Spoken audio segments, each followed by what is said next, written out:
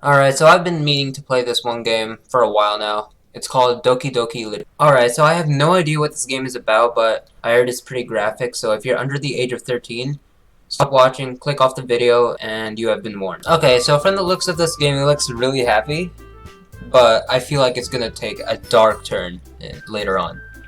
So, new game. Let's see if I have all the settings on.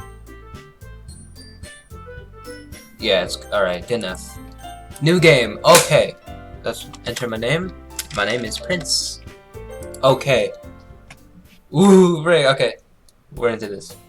Hey!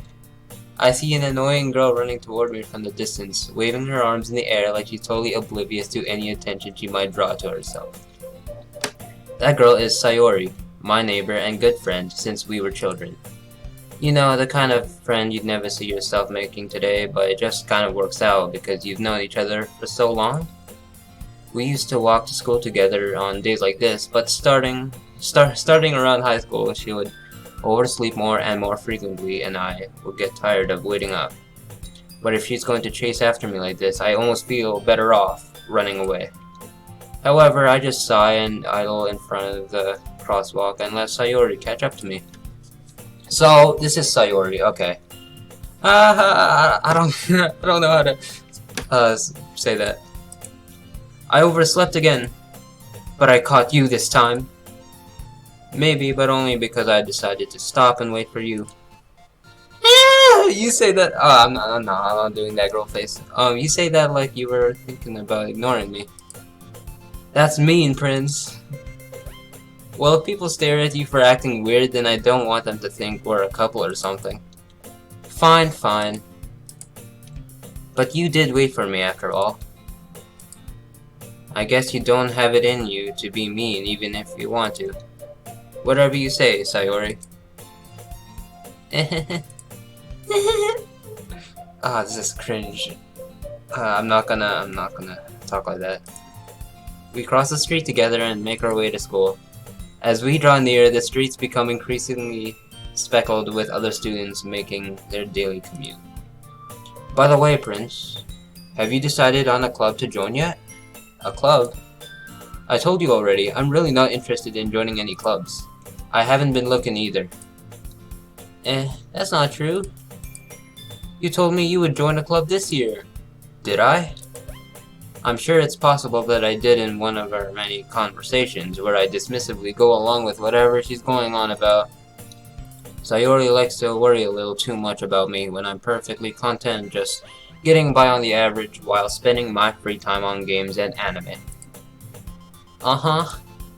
I was talking about how I'm worried that you won't learn how to socialize or have any skills before college. Your happiness is really important to me, you know. And I know you're happy now, but I die at the thought of you becoming a NEET in a few years. What's a NEET? Someone tell me in the comments. A few years because you're not used to the real world. You trust me, right? Don't make me keep worrying about you. Alright. I'll look at a few clubs if it makes you happy. No promises though. Will you at least promise me you'll try a little? Yeah, I guess I'll promise you that. Yay! Why do I let myself get lectured by such a carefree girl? More than that, I'm surprised I even let myself roll into her. I guess seeing her worry so much about me makes me want to ease her mind at least a little bit.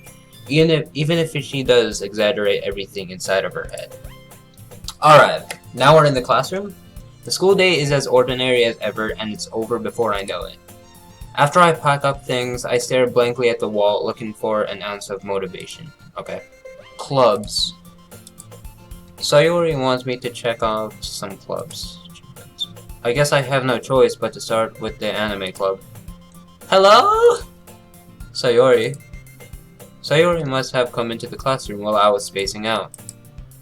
I look around and realize that I'm the only one left in the classroom.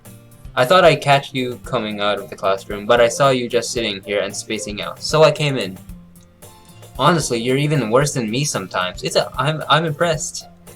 You don't need to wait up for me if it's going to make you late to your own club.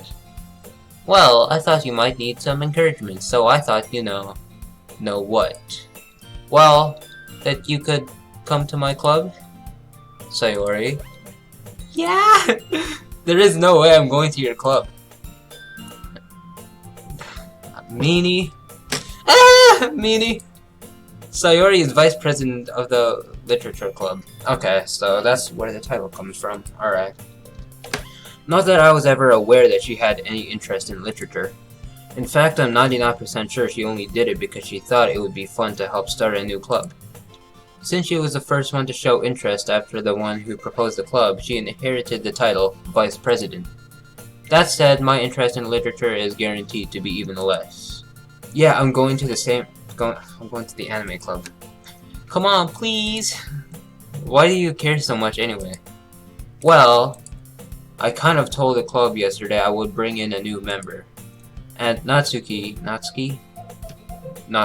made cupcakes and everything. Don't make promises you can't keep.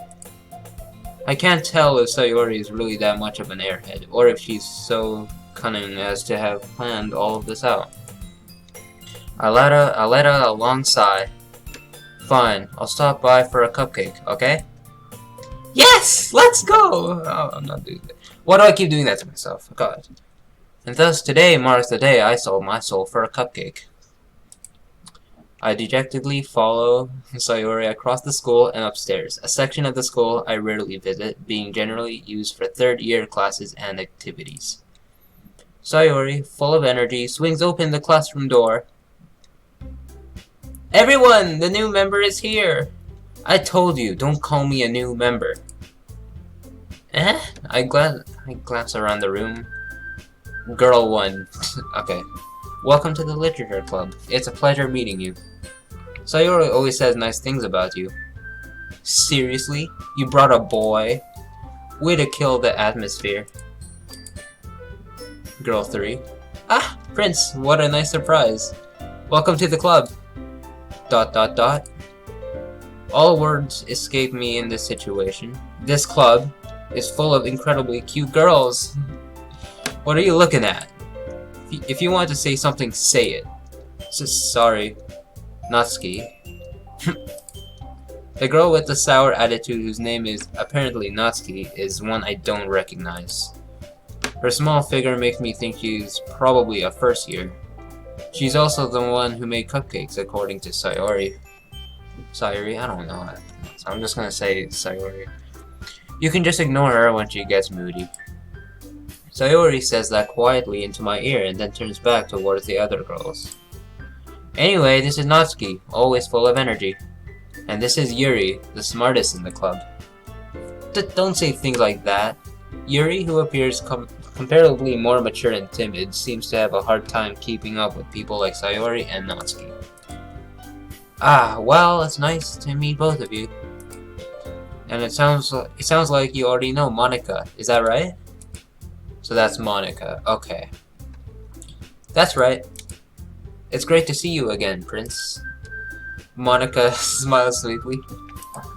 We do know each other. Well, we rarely talked, but we were in the same class last year. Monica was probably the most popular girl in class. Smart, beautiful, athletic. Basically, completely out of my league. So having her smile at me so genuinely feels a little... You too, Monica?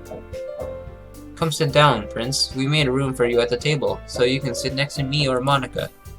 I'll get the cupcakes. Hey, I made them. I'll get them. Sorry, I got a little too excited. Then how about I make some tea as well? Okay, no, it's too close. The girls have a few desks arranged to form a table.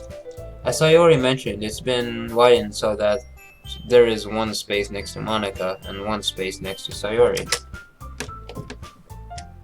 Natsuki and Yuri walk over to the corner of the shop where Natsuki grabs a wrapped tray and Yuri opens the closet. Still feeling awkward? I take a seat next to Sayori. Natsuki proudly marches back to the table, tray in hand. Okay, are you ready? Ta-da! Whoa! Natsuki lifts the foil off the tray to reveal a dozen white fluffy cupcakes decorated to look like little cats. The whiskers are drawn with icing, and little pieces of chocolate were used to make cars. No, oh, I read that wrong. Don't mind me. So cute. I had no idea you were good at baking, Natsuki. Well, you know. Just hurry and take one. Sayori grabs one first, then Monica. I follow. It's delicious. Sayori talks with her mouth full and has already managed to get icing on her face. I turn the cupcake around my fingers, looking for the best angle to take a bite.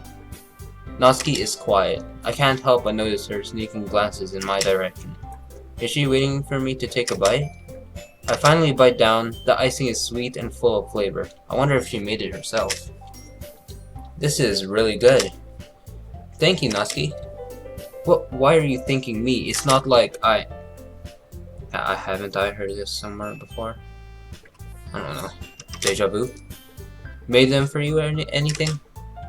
I thought you technically did. Sayori said.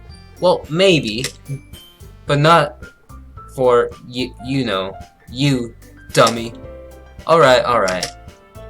I give up on Natsuki's weird logic and dismiss the conversation. Yuri returns to the table carrying a tea set. She carefully places a teacup in front of each of us before setting down the teapot next to the cupcake tray. You keep a whole tea set in this classroom? Don't worry, the teachers gave us permission. After all, doesn't a hot cup of tea help you enjoy a good book? I guess. Don't let yourself get intimidated. Yuri's just trying to impress you. That's not insulted. Yuri looks away. I meant that, you know. I believe you.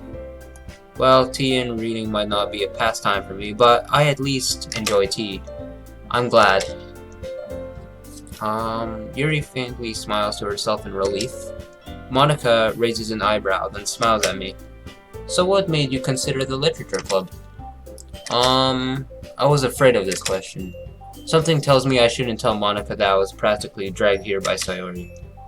Well, I haven't joined any clubs yet, and Sayori seemed really happy here, so... That's okay, don't be embarrassed. We'll make sure you feel right at home, okay? As president of the literature club, it's my duty to make the club fun and exciting for everyone. Hooray. Monica, I'm surprised. How come you decided to start your own club? You could probably be a board member or any of the major clubs, for any of the major clubs. Weren't you a leader of the debate club last year? Well, you know. To be honest, I can't stand all of the politics around the major clubs. It feels like nothing but arguing about the budget and publicity, and I have to prepare for events. I'd much rather take something I personally enjoy and make something special out of it. And if it encourages others to get into literature, then I'm fulfilling that dream. Okay, dream. Monica really is a great leader. I feel like she won't be, like, later on. I don't know why. I don't feel assured here. Yuri also nods in agreement. Then, I'm surprised there aren't more people in the club yet. It must be hard to start a new club. You could put it that way. Not many people are very interested in putting out the effort to start something brand new. Especially when it's something that doesn't grab your attention, like literature. You have to work hard to convince people that you're both fun and worthwhile, but it makes good school events like the festival that much more important. I'm confident that we can all really grow this club before we graduate. Right, everyone? Yeah! We'll do our best. You know it. Everyone enthusiastically agrees.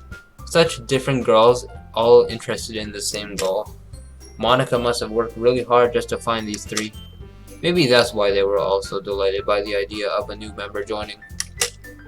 Though I still don't really know if I can keep up with their level of enthusiasm about literature. So, Prince, what kind of things do you like to read? Considering how little I've read these past few years, I don't really have a good way of answering that. Manga. I mutter quietly to myself, half joking. Natsuki's head suddenly perks up.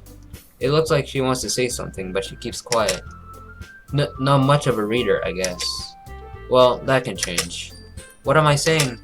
I spoke without thinking after seeing Yuri's sad smile. Anyway, what about you, Yuri? Well, let's see. Yuri traces the rim of her teacup with her finger. My favorites are usually novels that build deep and complex fantasy worlds. The level of creativity and craftsmanship behind them is amazing to me, and telling a good story in such a foreign world is equally impressive. Yuri goes on, clearly passionate about her reading. She seems so reserved and timid since the moment I walked in, but it's obvious by the way her eyes light up that she finds her comfort in the world of books, not people. But you know, I like a lot of things. Stories with deep psychological elements usually immerse me as well. Isn't it amazing how a writer can be so deliberately take advantage of your own lack of imagination to completely throw you off for a loop? Sure. Anyway, I've been reading a lot of horror lately. I read a horror book once. I desperately grasped something I can relate to at the minimal level.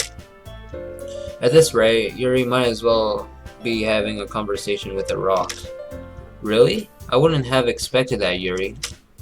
For someone as gentle as you, I guess you could say that. But if a story makes me think or takes me to another world, then I really can't put it down. Surreal horror is often very successful at changing the way you look at the world, if only for a brief moment. Why did I pronounce if that way? Ugh, I hate horror. Oh, why's that? Well, Natsuki's eyes dart over to me for a split second. Never mind. That's right, you usually like to write about cute things, don't you, Natsuki? What? What gives you that idea? You left a piece of scrap paper behind last club meeting. It looked like you were working on a poem called "Don't Say It Out Loud" and give that back. Fine. Your cupcakes, your poems, everything you do is just as cute as you are. Sayori sidles up behind Natsuki and puts her hands on her shoulders. I'm not cute. Natsuki, you write your own poems. Well, I guess sometimes. Why do you care? I think that's impressive. Why don't you share them sometime? No! Natsuki averts her eyes. You wouldn't like them. Not a very confident writer yet. I understand how Natsuki feels. Sharing that level of writing takes more than just confidence. The truest form of writing is writing to oneself. You must be willing to open up to your readers, exposing your vulnerabilities and showing even the deepest reaches of your heart. I feel it's so kind-hearted, right? During this whole part thing.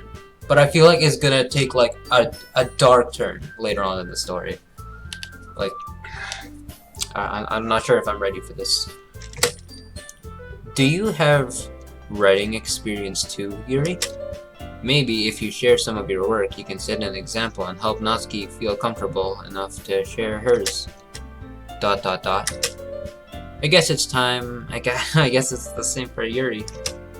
Aw, I wanted to read everyone's poems. We all sit in silence for a moment. Okay, I have an idea, everyone. ... Question mark. Natsuki and Yuri look quizzically at Monika. Let's all go home and write a poem of our own. Then next time we meet, we'll all share them with each other. That way, everyone's even.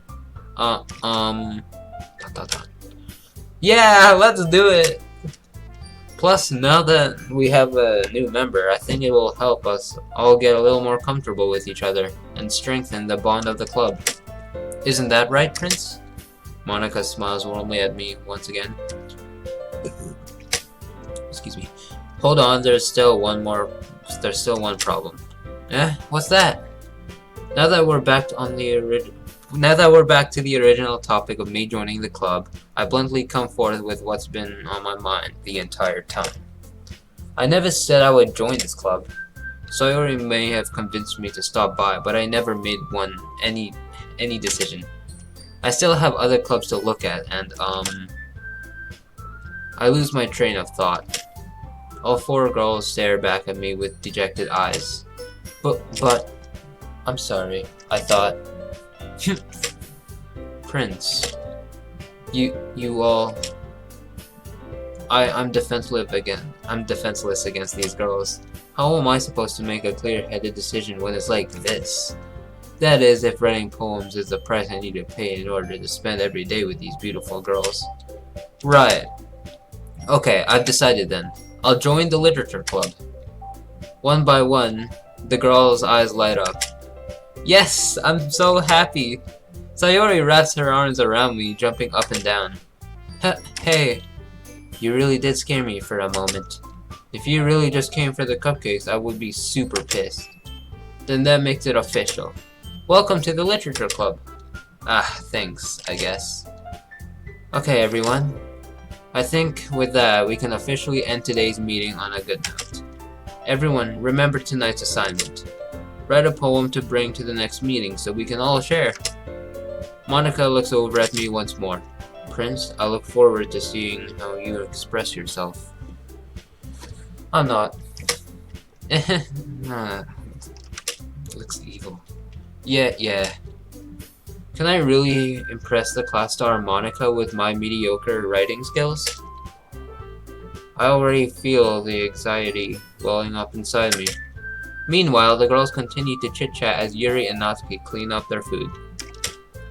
Hey, Prince, since we're already here, do you want to walk home together? That's right. Sayori and I never walk home together anymore, because she always stayed after school for clubs. Sure, might as well. Yay! Okay, let's see. We're outside now. With that, the two of us depart the club room and make our way home. The whole way, my mind wanders back and forth between the four girls. Sayori, Natsuki, Yuri, and of course Monica. Will I really be happy spending every day after school in a literature club? Perhaps I'll have the chance to grow closer to one of these girls. Alright, I'll just need to make the most of my circumstances, and I'm sure good fortune will find me. And I guess that starts with writing a poem tonight. Okay, alright, we made it past that, finally. It's time to write a poem. Pick words you think your favorite club member will like. Something good might happen with whoever liked your poem most. Let's see. Let's start with determination. Imagination. Let's see. Disaster. Whisper. Promise.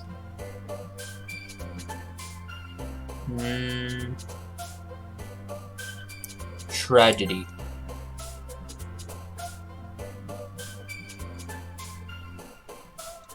Empty. Oh, I would have chosen melody there. Whatever. It doesn't matter.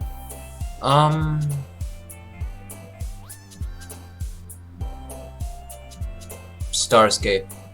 Portrait. Contamination. Kawaii.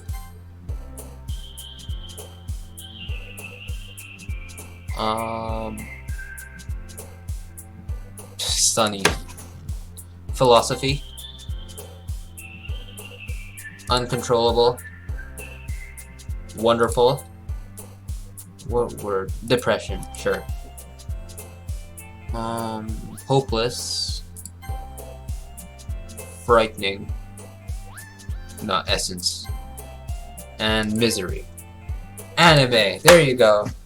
Oh, jeez. Oh, okay, I don't know about this. Alright. Hi again, Prince. Glad to see you didn't run away on us. Ha ha ha. No, don't run. Don't worry. This might be a little strange for me, but I at least keep my word. Well, I'm back at the literature club. I was the last to come in, so everyone else is already hanging out. Thanks for keeping your promise, Prince. I hope this isn't too overwhelming of a commitment for you. Making you dive headfirst into literature when you're not accustomed to it? Oh, come on! Like he deserves any slack. Sayori told me you didn't even want to join any clubs this year. And last year too. I don't know if you plan to just come here and hang out or what.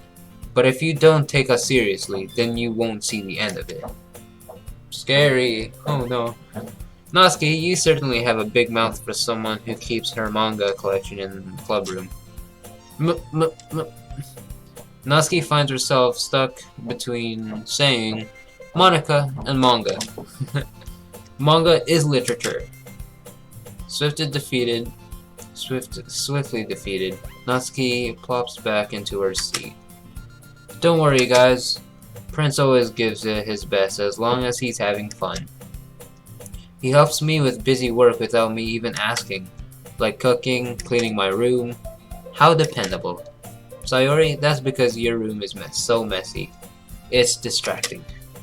And you almost set your house on fire once. Is that so?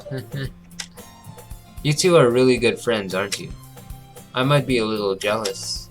How come? You and Prince can become good friends too? Is this Sayori? What am I gonna say? As usual, Sayori seems oblivious to the weird situation she just put me into.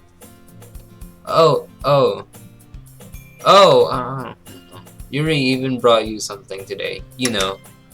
But wait, Sayori. Me? Not really. Don't be shy. It's really nothing. What is it? No, never mind. Sayori made it sound like a big deal when it's really not.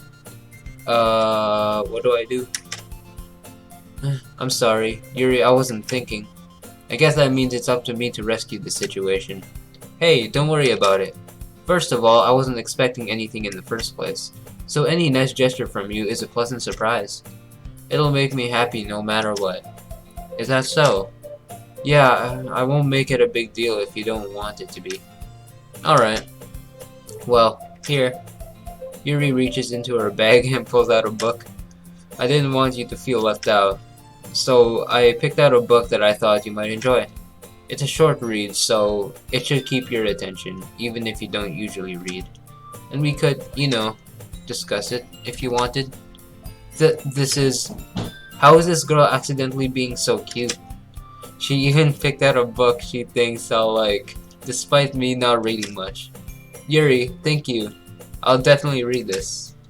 I enthusiastically take the book. Well, you can read it at your own pace. I look forward to hearing what you think. Now that everyone's settled in, I expected Monica to kick off some scheduled activities for the club. But that doesn't seem to be the case. Sayori and Monica are having a cheery conversation in the corner.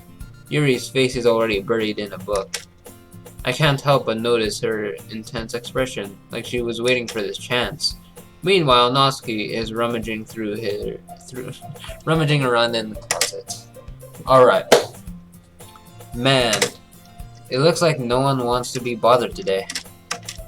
I slumped down into the nearest desk. How am I supposed to occupy myself with something literature related by myself like this? I guess I could always read some of the book Yuri gave me, but I'm feeling a little too tired to read. I could probably fall asleep right now. I close my eyes and end up listening in on Sayori's conversation with Monica. We're probably gonna seem really lame compared to all the other clubs though. Well, we can't give up. The festival is our chance to show everyone what literature is all about. The problem is that the idea of a literature club sounds too dense and intellectual. But it's not like that at all, you know. We just need a way of showing that to everyone. Something that speaks to their creative minds. That doesn't solve the question though. What do you mean? Even if we come up with the most fun thing ever, nobody will come in the first place if it's a literature event. So it's more important to figure out how to get people to show up in the first place, you know? And after they come, we can do the thing to speak to their creative minds. What's this? Sayori is taking this really seriously. It's rare to hear her deliberate like this. Huh? That's a good point. In that case, do you think food will do the trick? What kind? Well, I guess we could. Cupcakes! Good thinking. Natsuki would love to do that. You're right. Natsuki makes the best cupcakes. That works out perfectly. That wasn't why you suggested it. Cupcakes speak to my creative tummy. ... Cupcakes it is then. I'm hungry. Anyway, we still need to work out the details of the event itself. Okay, I found myself smiling. In the end, Sayori is still her usual self. But therein lies the unexpected reason I admire them. Unlike me, who has trouble finding any motivation at all, Sayori can put her mind to things and make them come to life. I suppose that's why I end up letting her get on my case about things. I can't help but wonder what it would be like to see the world through her eyes. Ooh, I opened my eyes to find Sayori's face filling my vision. I nearly fall out of my chair. Sorry. Wait, actually I'm not sorry at all. It's your fault for sleeping like that. This isn't the napping club. Does our school have a napping club? You're staying up late again, aren't you? Now that you're in a club, you're gonna have less time for anime, you know. You'll need to get used to it. Don't say that so loud. I glanced over my shoulder to see if Monica overheard. It's true though. Yeah. I know. You're always looking out for me, Sayori. It's what I do best. That's a problem. What about you? You look out for me better than you look out for yourself. You're still oversleeping every day, aren't you? Huh? Not every day. That's not very convincing. How many days this past week have you gotten up on time? It's a secret. I knew it. Come on. At least give me the benefit of the doubt. I can't even do that. Look, Sayori, it's written all over you. Huh? Sayori glances around at herself. How is it written all over me? You were clearly in a rush this morning. Look, your hat is sticking out all around here. Your hair. I run my fingertips down the side of Sayori's hair, trying to straighten it out. Man, you really need a brush for that. My hair is just really hard to get right. I won't fall for that. There's more than just your hair. Look, your bow isn't straight either. And there's a toothpaste stain on your collar right there. I try to wipe off the stain with my fingers, but nobody would ever notice that. Of course they would. Nobody's gonna tell you about it because they don't want to embarrass you. Fortunately, I really don't care about that. Hey, you meanie. And you don't even keep your blazer button up. Seriously, Sayori. Why do you think you don't have a boyfriend yet? That's super mean. Sorry, but you'll thank me later. I started to button her blazer from the bottom. Once you see how much better it looks, you'll change your mind. Oh no. This might be a bit explicit. This is so funny. What is? Well, I was just thinking how weird it is to have a friend who does these kind of things. Just don't say that. It'll make me feel weird about it, stupid. It's okay though. I'm happy we're like this, aren't you? I guess. Hey, be careful. The button might come off. Why is this one so hard to close? I struggled to fully close the button near her chest. Does this thing even fit you properly? It did when I bought it. If you ever button it, you would have noticed sooner that it doesn't fit you anymore. What are you smiling about? Okay, skip that. Don't say that out loud. Anyway, you look much better now, so... why does it feel strange to see Sayori's blazer button up like this and that? But it's so stuffy. Ooh, it's not worth it at all. Sayori hastily unbuttons her blazer once more. Okay. Phew, that was so much better. Sayori puts her arms out and twirls around. So if I keep it unbuttoned, then I won't get a boyfriend, right? What kind of logic is that?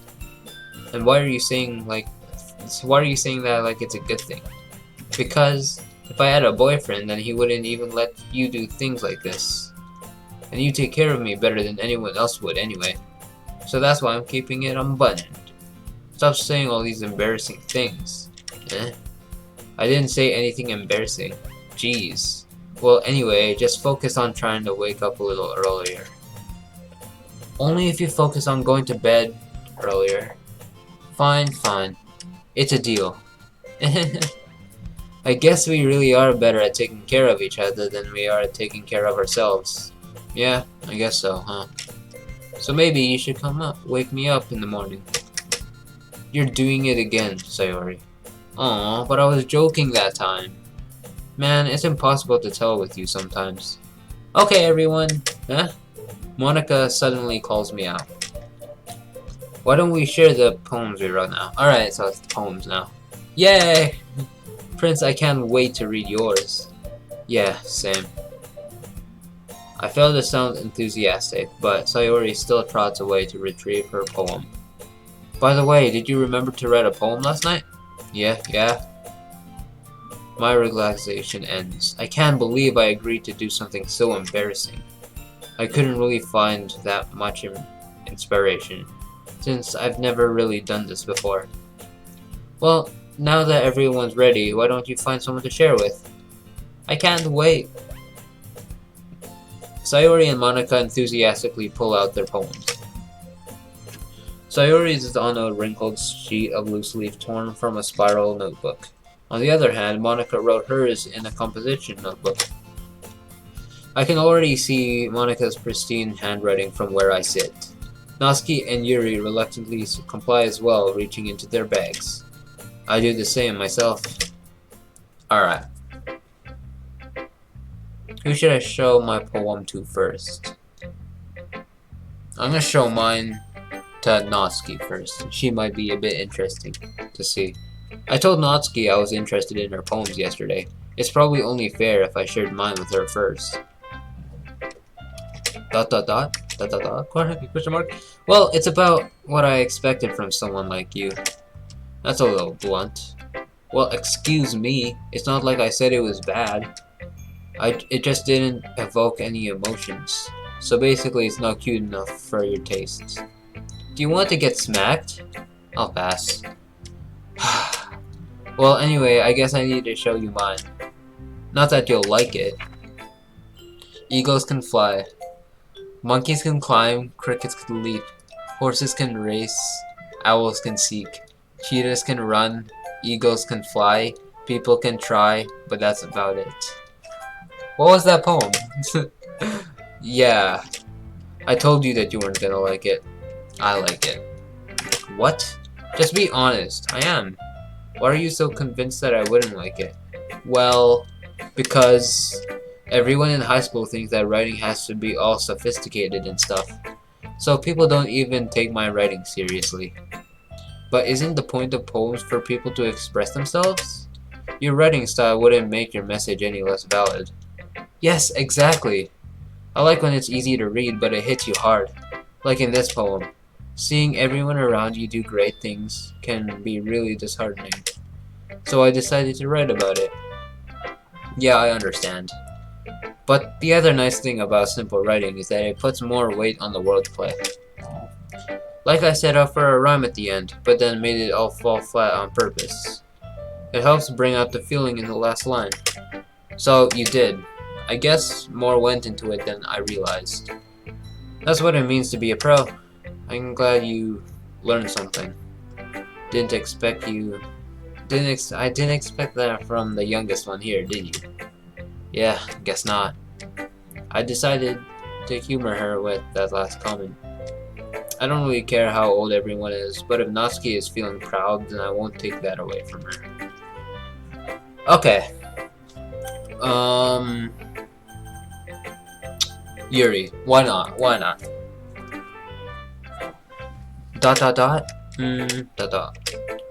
Yuri stares at the poem. A minute passes more than enough time for her to finish the reading. Oh, Sorry. I forgot to start speaking. It's fine. Don't force yourself. I'm not. I just need to put my thoughts into words. Hold on, okay? This is your first time reading a poem, right? Yeah? Why do you ask? I'm just making sure. I guess that it might be after a reading through it. It's that bad? No? Did I just raise my voice? I'm so sorry. Yuri buries her face in her hands. I couldn't help but notice that it's been several minutes and we really haven't gotten anywhere. It might take Yuri a while to get used to new people. It's fine, I really didn't notice. What were you saying? Right, it's just that there are specific writing habits that are usually typical of new writers. And having been through them myself, I kind of learned to pick up on them. I think the most noticeable thing I recognize in new writers is that they try to make their style very deliberate. In other words, they tend to pick a writing style, separate from the topic matter, and they form fit the two together. The end result is that both the style and the expressiveness are weakened. Once Yuri finds her train of thought, it's as if her demeanor totally changes. Her stammering is completely gone and she sounds like an expert. Of course, that's not something you can be blamed for. There are so many different skills and techniques that go into writing even a single poem.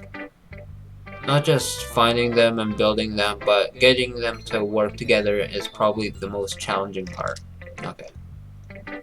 It might take you some time, but it all comes with practice and learning by example and trying new things. I also hope that everyone else in the club gives you valuable feedback. Natsuki can be a little bit biased though. Biased? How? Well, never mind. I shouldn't be talking about people like that. Sorry. It's fine. I'm not sure if Yuri is apologizing to herself, to me, or to Natsuki. Probably everyone, I don't know. Do you mind if I read your poem now? Please do. I'd love to share my thought process behind it. Yuri smiles dreamily as if that's a rare opportunity for her. Which itself is kind of funny. After all, isn't this supposed to be a literature club? Alright.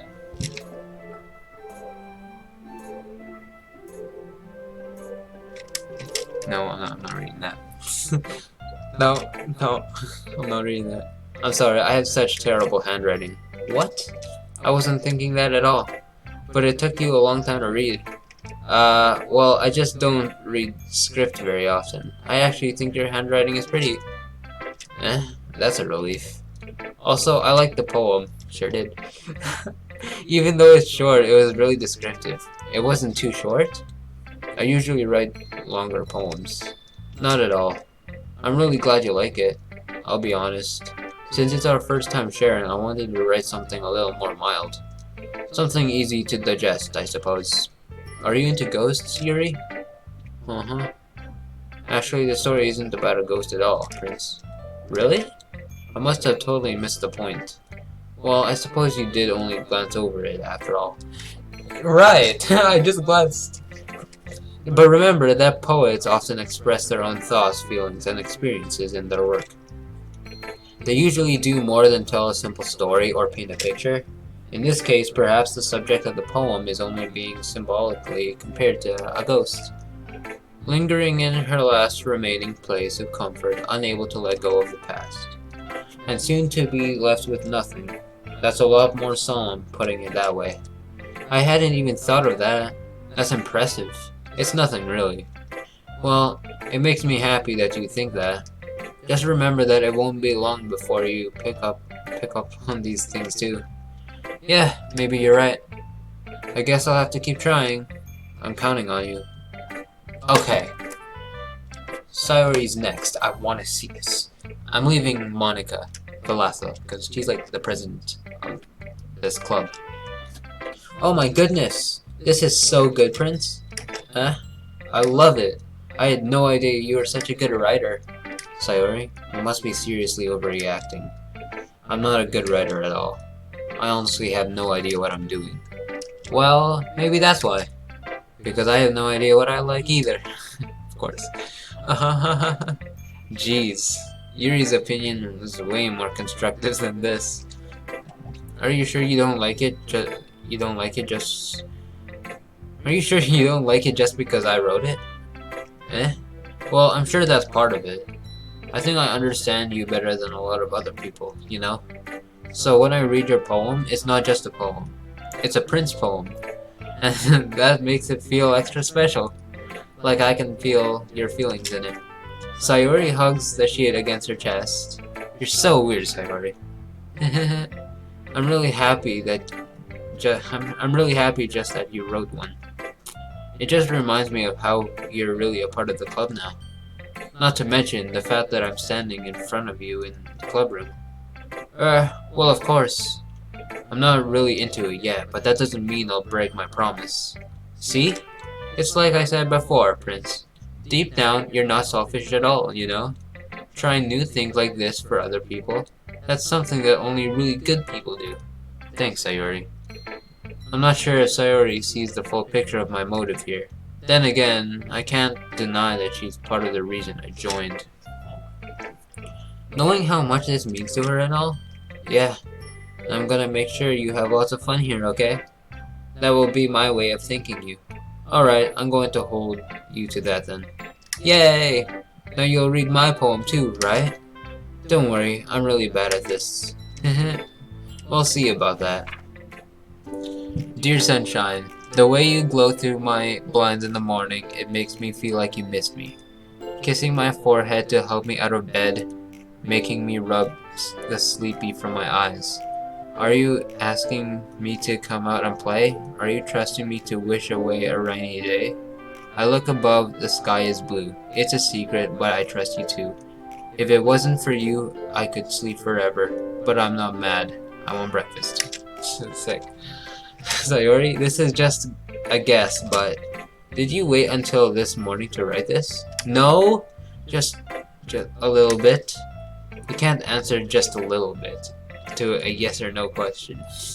I forgot to do it last night. Well, at least that makes me feel a little better about myself. Don't be mean. I still tried my best. Yeah. I didn't mean to say that it was a bad poem. It came out nice, or how should I put it? It sounds just like you. Really? Yeah. Especially that last line. I made eggs and toast. Even though you were late to school, it's bad to skip breakfast. I get all cranky. Well, I guess there's no point in arguing. Anyway, thanks for showing me. This was so much fun. Monika's the best. Yeah. But next time, I won't forget. And I'm gonna write the best poem ever. Well, I guess I look forward to it. Okay, now it's Monika's. Monika, okay, let's see what you got.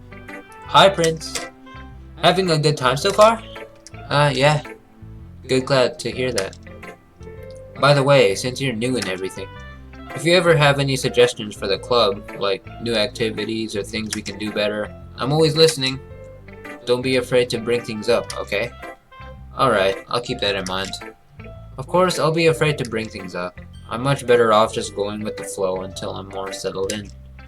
Anyway, want to share your poem with me? It's kind of embarrassing, but I guess I have to. Don't worry, Prince.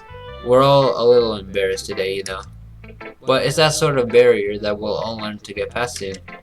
Yeah, that's true. I hand Monika my poem. I like this one. It makes me think of something Sayori would like. Is that so? You and Sayori are really good friends, right?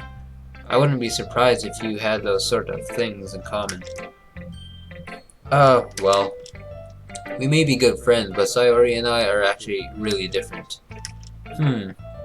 Well, that may be the case. But maybe there are also some similarities that you wouldn't expect.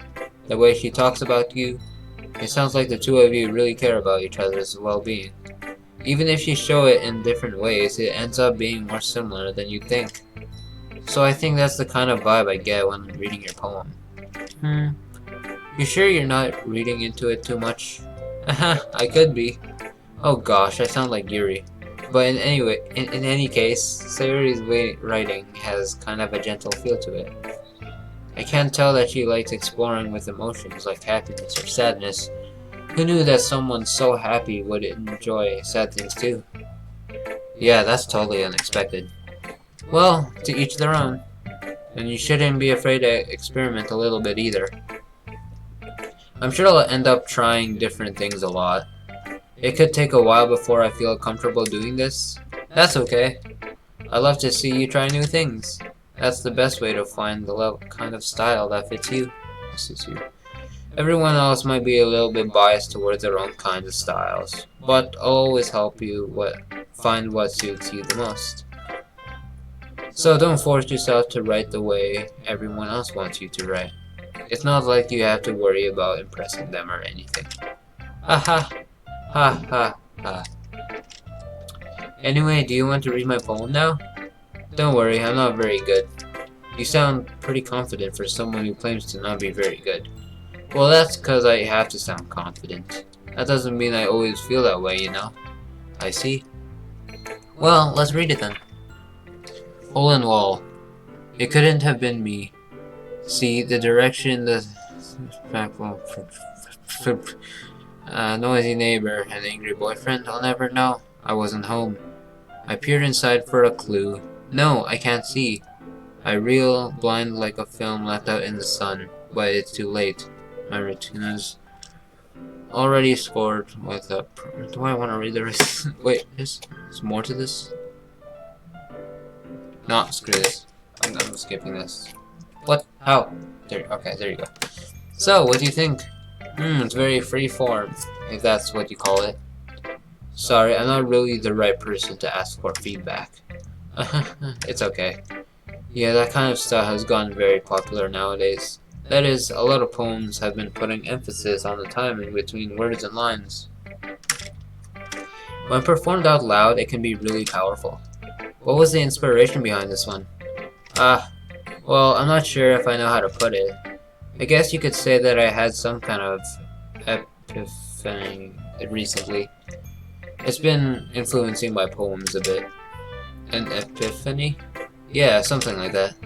I'm kind of nervous to talk about deep stuff like that because it's kind of coming on strongly. Maybe after everyone is better friends with each other. Anyway, here's Monica's writing tip of the day. Sometimes when you're writing a poem or a story, your brain gets too fixated on a specific point. If you try so hard to make it perfect, then you'll never make any progress. Just force yourself to get something down on the paper and tidy up later. Another way to think about it is this. If you keep your pen in the same spot for too long, you'll just get a big, dark puddle of ink. So just move your hand and go with the flow. That's my advice for today. Thanks for listening. Alright, so we got rid of the whole poem things. That's tiring. That's tiring. I guess that's everyone. I glanced around the room. That was a little more stressful than I anticipated. It's as if everyone is judging me for my mediocre writing abilities. Even if they're just being nice, there's no way my poems can stand up to theirs. This is a literature club after all. I guess that's what I ended up getting myself into. Across the room, Sayori and Monica are happily chatting. My eyes land on Yuri and Natsuki. They gingerly exchange sheets of paper, sharing their respective poems. Alright, what are they gonna say now? As they read in tandem, I watch each of their expressions change. I can't speak English. Natsuki's eyebrows furrow in frustration. Meanwhile, Yuri smiles sadly. What's with this language? Huh? Did you say something? Oh, it's nothing. Natsuki dismissively returns the poem to the desk with one hand. I guess you could say it's fancy. Thanks. Yours is cute. Cute? Did you completely miss the symbolism or something? It's clearly about the feeling of giving up. How can that be cute? I know that. I just meant the language, I guess. I was trying to say something nice. Eh? You mean you have to try that hard to come up with something nice to say? Thanks, but it really didn't come out nice at all. Well, I do have a couple suggestions. If I was looking for suggestions, I would have asked someone who actually liked it. Which people did, by the way. Sayori liked it, and Prince did too. So based on that, I'll gladly give you some suggestions of my own. First of all, excuse me, I appreciate the offer, but I spent a long time establishing my writing style.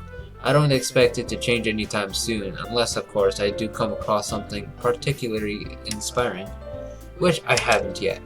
And Prince liked my poem too, you know. He even told me he was impressed by it. And Natsuki's... Oh no. Oh no! The music stopped. Why did I do that? Natsuki suddenly stands up. Oh? I didn't realize you were so invested in trying to impress our new member, Yuri. Okay, here's the music back. I thought something was gonna happen. Oh, thank God. That's not what I... You're just... Yuri stands up as well. Maybe you're just jealous that Prince appreciates my advice more than he appreciated yours. Huh? Then how do you know he didn't appreciate my advice more? Are you that full of yourself? No. If I was full of myself, I would deliberately go out of my way to make everything I do overly cutesy. You? Is everyone okay? Well, you know what? I wasn't the one who's magically grew a size bigger as soon as Prince started showing up. Natsuki, that's a little... This doesn't involve you. I don't like fighting, guys. Suddenly, both girls turned toward me as if they just noticed I was standing there. Prince! She's trying to make me look bad. That's not true. She started it. If she could get over herself and learn to appreciate that simple writing is more effective, then this wouldn't have happened in the first place. What's the point in making your poems all convoluted for no reason? The meaning should jump out at the reader, not force them to have to figure it out. Help me explain that to her, Prince. But wait, there's a reason we have so many deep and expressive words in our language. It's the only way to convey complex feelings and meaning the most effectively. Avoiding them is not only unnecessarily limiting yourself, it's also a waste. You understand that, right, Prince? Well? How did I get dragged into this in the first place? It's not like I know anything about writing, but whomever I agree with, they'll probably think more highly of me. Oh, help me, Sayori, please. I don't... Natsuki glares at me, drying up any words I had in my mouth, so instead I turn to Yuri. Yuri? But Yuri's expression is so defenseless that I can't bring myself to say anything to her. Sayori. Yeah. Everyone's fighting is making Sayori uncomfortable. How can the two of you keep fighting when you know you're making your friend feel like this? Prince. Well, that's her problem. This isn't about her. I agree. It's unfair for others to interject their own feelings into our conflicts. I can't speak English. Yeah, unless Sayori wants to tell Yuri what a stuck-up jerk she's being. She would never. It's your immaturity that's made her upset in the first place. Excuse me? Are you listening to yourself? This is exactly why nobody likes... Stop! Natsuki, Yuri, you guys are my friends. I just want everyone to get along and be happy. My friends are wonderful people, and I love them because of their differences. Natsuki's poems, they're amazing because they give you so many feelings with just a few words. Yuri's poems are amazing because they paint beautiful pictures in your head. Everyone's so talented. So why are we fighting? Because, well... Also, Natsuki's cute and there's nothing wrong with that. And Yuri's are the same as they always were. Big and beautiful. Oh gosh, what am I saying? Sayori? Sayori stands triumphantly. Monica stands behind her with a bewildered expression. I'll make some tea. Yuri rushes off. Natsuki sits down with a blank expression on her face, staring at nothing. So, this is why Sayori is vice president, I whisper to Monica. She nods in return. To be honest, I might come off as a good leader and I can organize things, but I'm not very good with people. I couldn't even bring myself to interject. As president, that's kind of embarrassing for me. Nah. It's not like I can blame you. I wasn't able to say anything either. Well, I guess that just means Sayori is amazing in her own ways, isn't she? You could say that. She might be an airhead, but sometimes it's weirdly suspicious that she knows exactly what she's doing. I see. Take good care of her, okay? I would hate to see her get herself hurt. No! Is that a foreshadow? No! No! Oh, God. That makes two of us. You can count on me. Monica smiles sweetly, causing my stomach to knot. Such a gentle person really does make a good present, regardless of what she says. If only I could get the chance to talk to her a little more. Okay, everyone. It's just about time for us to leave. How did you all feel about sharing poems? It was a lot of fun. Well, I'd say it was worth it. It was alright. Well, mostly. Prince, how about you? Yeah, I say the same. It was a neat thing to talk about with everyone. Awesome. In that case, we'll do the same thing tomorrow. And maybe you'll learn something from your friends too. So your poems will turn out even better. I think to myself, I did learn a little more about the kinds of poem everyone likes. With any luck, that means I can at least do a better job at impressing those who I want to impress. I nod to myself with a newfound determination. Prince! Ready to walk home? Sure, let's go. Sayori beams at me. It truly has been a while since Sayori and I have spent this much time together. I can't really say I'm not enjoying it either. Oh no. Sayori, about what happened earlier. What do you mean? You know, between Yuri and Natsuki. Does that kind of thing happen often? No. That's really the first time I've seen them fight like that. I promise, they're both wonderful people. You don't hate them, do you? No, I don't hate them. I just wanted your opinion, that's all. I can see why they make good friends with you. Phew. You know, Prince, it's nice that I get to spend time with you in the club. But I think seeing you get along with everyone is what makes me the happiest. And I think everyone really likes you too. That's... Every day is going to be so much fun. It looks like Sayori still hasn't caught on to the kind of situation I'm in. Sure, being friends with everyone is nice, but does it really need to stop there? Well, just have to see what the future holds, Sayori. I pat Sayori on the shoulder. I said that more to myself than to her, but it's easy to use Sayori as an internal monologue sometimes. Okay, yeah, let's do this. Alright, so another poem, okay. Let's start with Kawaii.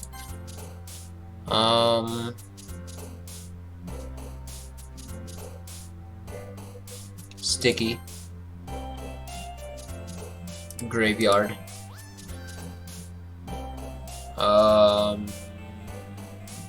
Charm. Doki Doki.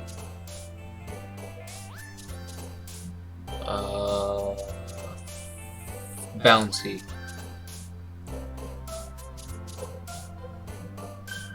Fester.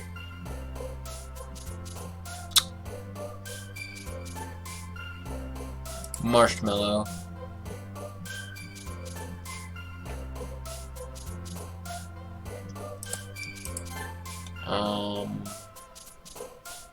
Forgive.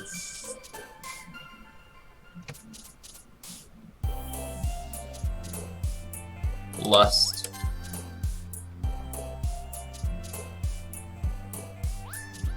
Heartbeat. Climax. Skirt. Aura. Infinite. Kiss. Fear. Crimson. Why? Not depression. Okay, cool.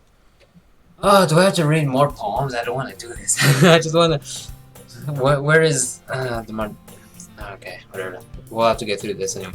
Another day passes and it's time for the club meeting already. I've gotten a little more comfortable here over the past couple days. Entering the club room, the usual scene greets me. Hi, Prince. Yo, Sayori. Looks like you're in a good mood today.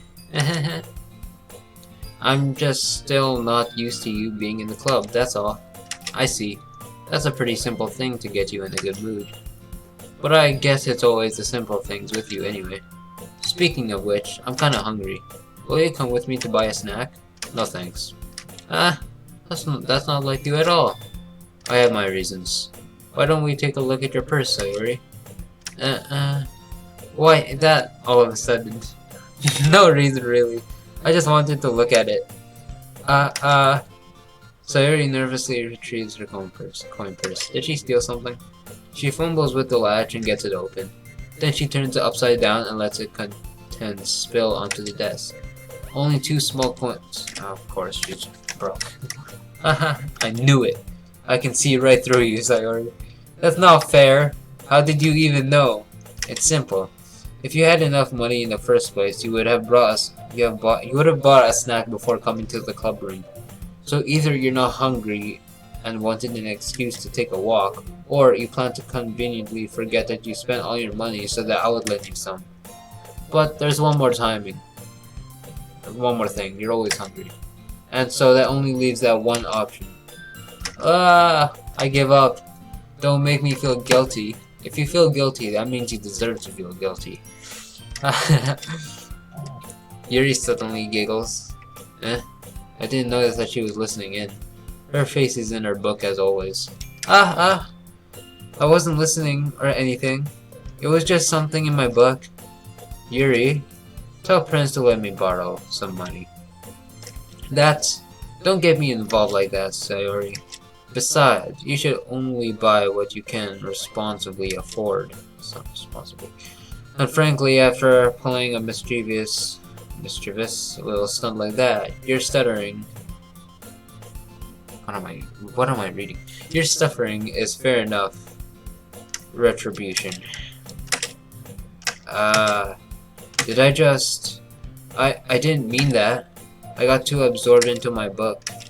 Ooh, I really like when you speak into your mind, Yuri. It doesn't happen much, but it's a fun side of you. There's no way you could think that. You were right though. I did something bad and now I have to accept the retribution. That. Still, coming from you, Sayori. I guess there's a little devil inside all of us, isn't there? Don't let her fool you. Sayori knows exactly what she's doing. After all, she told you guys she was bringing me to the club before she even told me. But you wouldn't have come if it weren't for the cupcakes. So I had to trick Natsuki into making them. Come on, give me more credit than that, Sayori. What? Yeah. Out of nowhere, something smacks Sayori in the face and tumbles onto the desk. Ow, what was... A cookie! Sure enough, it's a giant cookie wrapped in plastic. Sayori glances around. Is this a miracle? It's because I paid my restitution? Retribution. Actually, that one almost worked. I was just gonna give it to you, but then I heard you blab about the cupcakes. It was totally worth seeing your reaction, though. Natsuki, that's so nice of you. I'm so happy. Sayori hugs the cookie. Geez, I just eat it. Just eat it. I'm tired of reading. Where's the good parts? Sayori rapidly tears open the wrapper and takes a big bite. She good. Sayori suddenly clasps her hands over her mouth. I bit my tongue. You're going through a lot over just one cookie. Natsuki takes a bite of her own cookie. Yours looks good too, Natsuki. Can I try it? Jeez, beggars can't be choosers. But yours is chocolate. Yeah, why do you think I gave you that one? Fine. Still, I'm really happy that you shared this one with me. Sayori gets out of her seat and goes behind Natsuki and wraps her arms around her. Jeez, I get it. Cookie still in hand, Natsuki reaches up to nudge Sayori off of her. Sayori suddenly leans down and takes a bite out of Natsuki's cookie. Hey! Did you seriously just do that? Mouthful, Sayori trots away to safety. Yuri and I laugh as well. Jeez, you're such a kid sometimes. Monica, can you tell Sayori? Eh? Natsuki glances around. Monica isn't in the clubroom. Ugh, where's Monica anyway? Good question. Have any of you heard anything about her being late today? Not me. Yeah, I haven't either. That's a bit unusual. I hope she's okay. Oh no, what's going on? What happened to her? Of course she's okay. She probably just had something to do today. She's pretty popular after all. You don't think she has a... I wouldn't be surprised. She's probably more desirable than all of us combined. That's for sure. That's true. I'm done. Excuse me? Suddenly, the door swings open. Sorry, I'm super sorry. I don't know what I'm reading anymore. There you are. I didn't mean to be late. I hope you guys weren't worried or anything. Right, okay. Monica chose the club over her boyfriend after all? You're so strong-willed. But boyfriend? What on earth are you talking about? Monica quizzically glances at me. Never mind that. What held you up anyway? Well, my last period today was study hall. To be honest, I kind of just lost track of time. That makes no sense though. You would have heard the bell ring at least. I must not have heard it since I was practicing piano. Piano? I wasn't aware you played music as well, Monica. I don't, really. I kind of just started recently. I've always wanted to learn piano. That's so cool. You should play something for us, Monica. That's... Monica looks at me. Maybe once I get a little bit better, I will. Yay, that sounds cool. I'd also look forward to it. Is that so? In that case, I won't let you down, Prince. Monica smiles sweetly. I didn't mean any pressure or anything like that. Don't worry. I've been practicing a whole lot recently, and I really love the chance to share once I'm ready. I see. In that case, best of luck. Thanks. So I didn't miss anything, did I? No, not really. I choose to leave out of Sayori's mischievous escapade. I'm sure Natsuki will end up complaining to her anyway. It looks like everyone has already settled down. Sayori somehow already finished her entire cookie. Yuri is back to her book and Natsuki disappeared into the closet. Prince! Sayori suddenly comes up to me. I'm gonna go get some supplies from another classroom. Want to come with me? Supplies? What for? Well, you know how the festival is coming up. Me and Monica were gonna make some posters and stuff. So I need to go find some crayons and markers and glue sticks. I see. Sure, I'll go with you. Yay! Okay, Monica, we'll be back soon. Are you going with Prince to get the supplies? There's no need to trouble yourself. I'd be happy to go with him. Aw, but I wanted to go. It's so much fun exploring empty classrooms and stuff. Okay. It was just a suggestion. See if you can find poster paper too, okay? Okay. Ready, Prince? Yep, let's go. Alright. I don't want to read poems. I don't want to do that. I'm glad we're just looking for supplies. I follow behind as Sayori hums and skips around the hallway. Honestly, it feels like I'm taking a kid to the mall or something. Sayori finds pleasure in the simplest things sometimes. Hey Sayori, what exactly are we doing for the festival anyway? I'm not sure how you would make an event out of literature. Me and Monica have it all planned out. Don't you worry. Is that so? Yep. We're gonna do a poetry performance. A performance? Of what kind? Well, everyone is gonna take turns on stage and recite their favorite poems. That sounds kind of dull. Prince, you're not thinking about it the right way at all. It's not just about reading poems, it's about performing them. Like, you say the lines of the poem like, between my feet, the last remaining flower beckons to me. I twist the stem, freeing it from its clinging roots, caressing the final joyous moment between my fingers. But to what ends have I summoned this joy? For now, when I look in every direction, the once prosperous field before me is but a barren wasteland. Dot dot dot. Like that. Sayori, how do I put this? I'm sure it's just me, but it's impossible for me to take you seriously when you talk like that. You meanie. I'm working super hard on this, you know. I know. I just meant that it's pretty unordinary contrast to your cute self. Don't say that, it's embarrassing. But I guess that means I'm doing a good job. Yeah, I guess so. I'm so excited. The festival is going to be so much fun. Sayori spins herself around in the hallway again. Hey Prince, this classroom over here is empty. Let's begin the mission. The mission, eh? It's been a long time since I spent time with Sayori like this. But in the end, she hasn't changed one bit. She's nothing but a ball of sunshine, drawing happy vibes from the world around her. It's a pretty nostalgic feeling for me. As for the years went by, I began to hole myself up in my room more and more. So going adventuring with Sayori brings about a special sort of feeling I forgot I had in me.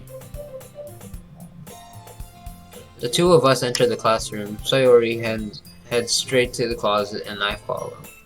Let's see what we have in here. Crayons! Sayori pulls a box full of crayons off the shelf. They're the best brand too. They're kind of dirty though. Sayori starts pulling various crayons out of the box, reading the color names. Alright, that's one down. Don't get distracted, we still need to find... Wait, I'm looking for my favorite color! Fine. Then at least move aside so I can look for the poster paper. Ah, I dropped one by accident. Frick's sake, why did that scare me? What a smack? Kill! Sayori bends over and smacks her forehead right into the shelf. She falls to the floor and the crayons spill all over her lap. Ow. You okay? My forehead! Sayori clutches her forehead. Geez, Sayori.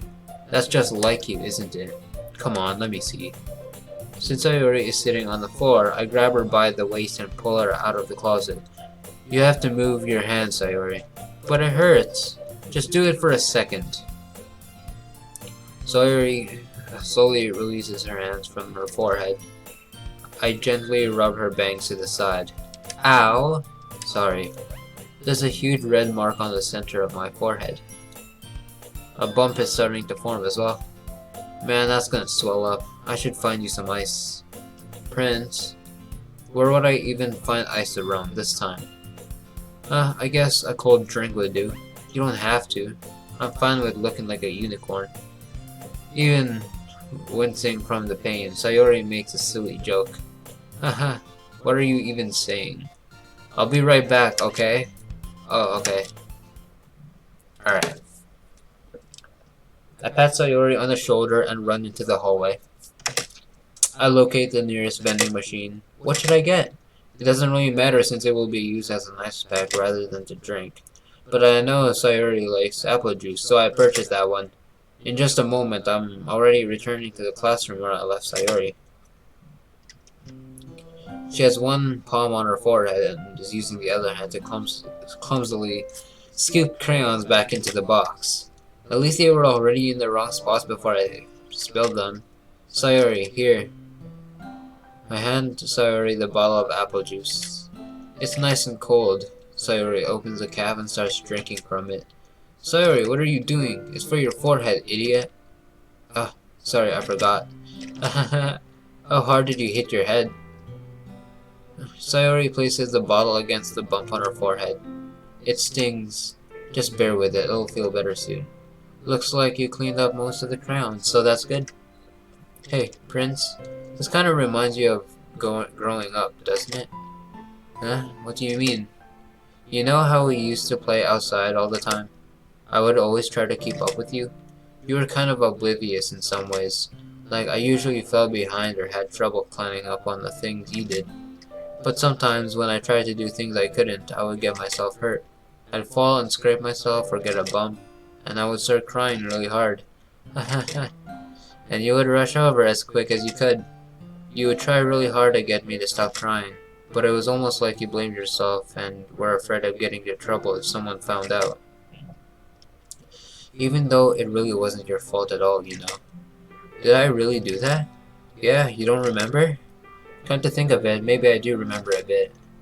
I guess I was always so focused on my games that I didn't pay enough attention to you.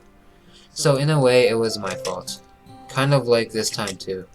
If I wasn't rushing you out of the closet, you probably wouldn't have hit your head. Prince, I don't think you realize it, but you're always thinking about other people. Even after all these years, you're rushing to help me, even though I'm just being clumsy. You're really a sweetheart. Don't call me that, and I don't really do this kind of thing all the time.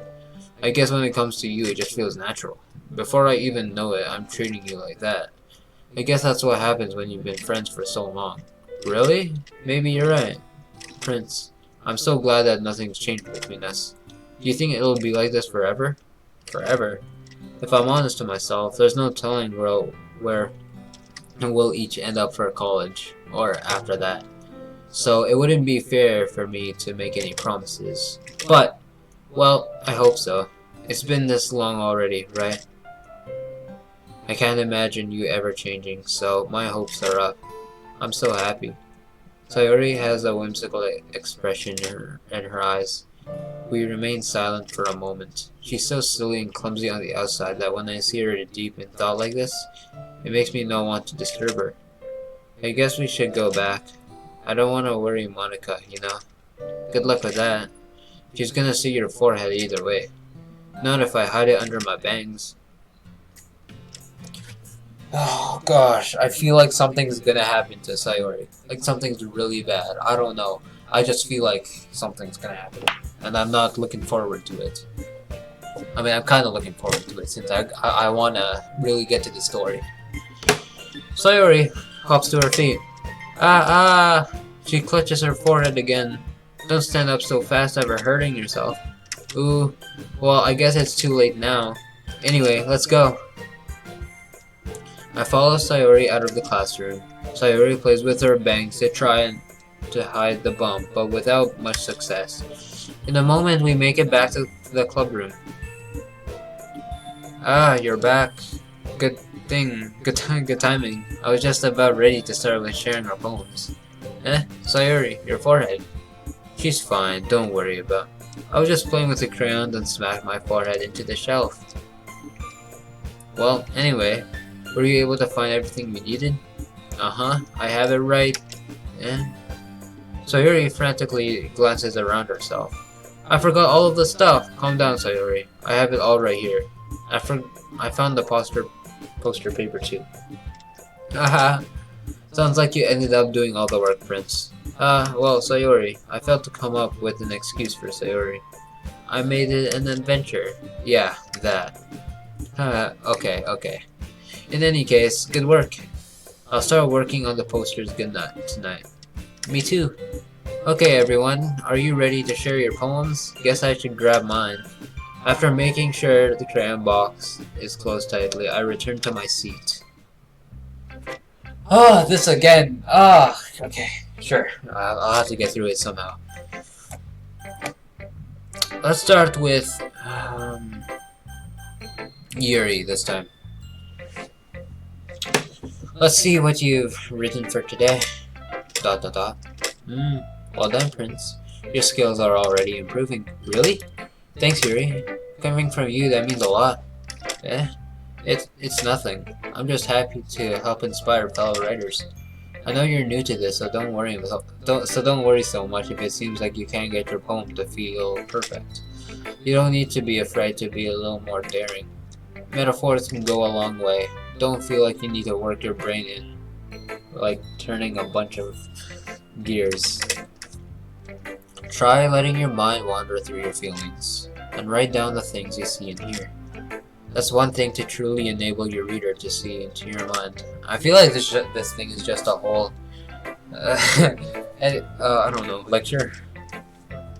It's a very intimate exercise. I see. That's a certainly interesting technique. Thanks for sharing. I have, well, an example of that if you'd like to read it. Of course. Is this the poem you wrote for today? Yuri nods and timidly hands me her poem. Not too long, I'm not reading that, sorry. I'm done. I'm good, I'm not reading that. I was a little more daring with this one than yesterday's. I can see that. It's a lot more metaphorical. I don't know if it's my fault, but I can't begin to imagine what this poem is about. That's right. It's a bit closer to my preferred writing style. Using the poem as a canvas to express vivid imagery and conveying emotion through them. Yeah, if I take it at face value, then I can't even figure out what it's supposed to mean. Well, I think it's something that different people can relate to in their own way. I wanted to express the way it feels for me to indulge in my more unusual hobbies. It's those sorts of things I'm usually forced to keep to myself. So I sometimes enjoy writing about them. Why do you keep them to yourself? Because they're embarrassing, and people would make fun of me. Don't you have anything like that, Prince? Well, yeah, I guess I do. I feel like everyone has a little something like that. The best we can do is respect each other and our individualities. Even if it's difficult sometimes and some things make us uncomfortable. After all, if I hadn't learned to embrace my own weirdness, I would probably hate myself. I might be ranting a little bit now, but I'm glad that you're a good listener. Alright. This time, Natsuki's next. Alright, I want to see what she's gonna say. Because she's hot-headed, man. Well, it's not really any worse than your last one, but I can't really say it's any better either. Yeah. Huh? You what? Well, anything that isn't a train wreck, I'll take as a win. And I get the feeling you're probably the most critical. Hey, what makes you... Wait, maybe that was a compliment. Haha, glad to see someone recognizes my experience. Well then, keep practicing and maybe you'll be as good as me someday. Wow, real cocky. That's, something tells me Natsuki completely missed the point. Come to think of it, this kind of thing reminds me of Sayori's poem from yesterday. You think so? Yeah, well I guess if you've been friends with her for so long, you might be on the same wavelength. But you never really struck me as her type. Sayori has a type all of a sudden. Well, I don't know, but honestly, how can someone so, fluffy spend so much time with someone like you? It's like she's dragging around a dead weight. Ugh, that was a little unnecessary. But think of it this way, if it weren't for me, she would probably just fly away like letting go of a balloon. You could say we take care of each other in our own way. Whatever it is, I don't get it. Oh yeah, I guess I'm supposed to show you my poem. Here. More. Okay. You know what? I'm gonna read this. You know what I heard about Amy? Amy likes spiders. Icky, wriggling, hairy, ugly spiders. That's why I'm not friends with her. Alright. Interesting. Amy has a cute singing voice. I heard her singing my favorite love song. Every time she sang the chorus, my heart would pound to the rhythm of the words. But she likes spiders. That's why I'm not friends with her. Okay.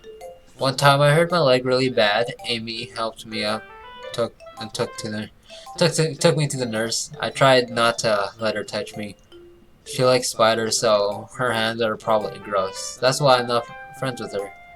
Amy has a lot of friends. I always hear her talking to people. She probably talks about spiders. What if her friends start to like spiders too? That's why I'm not friends with her. It doesn't matter if she has other hobbies. It doesn't matter if she keeps it private.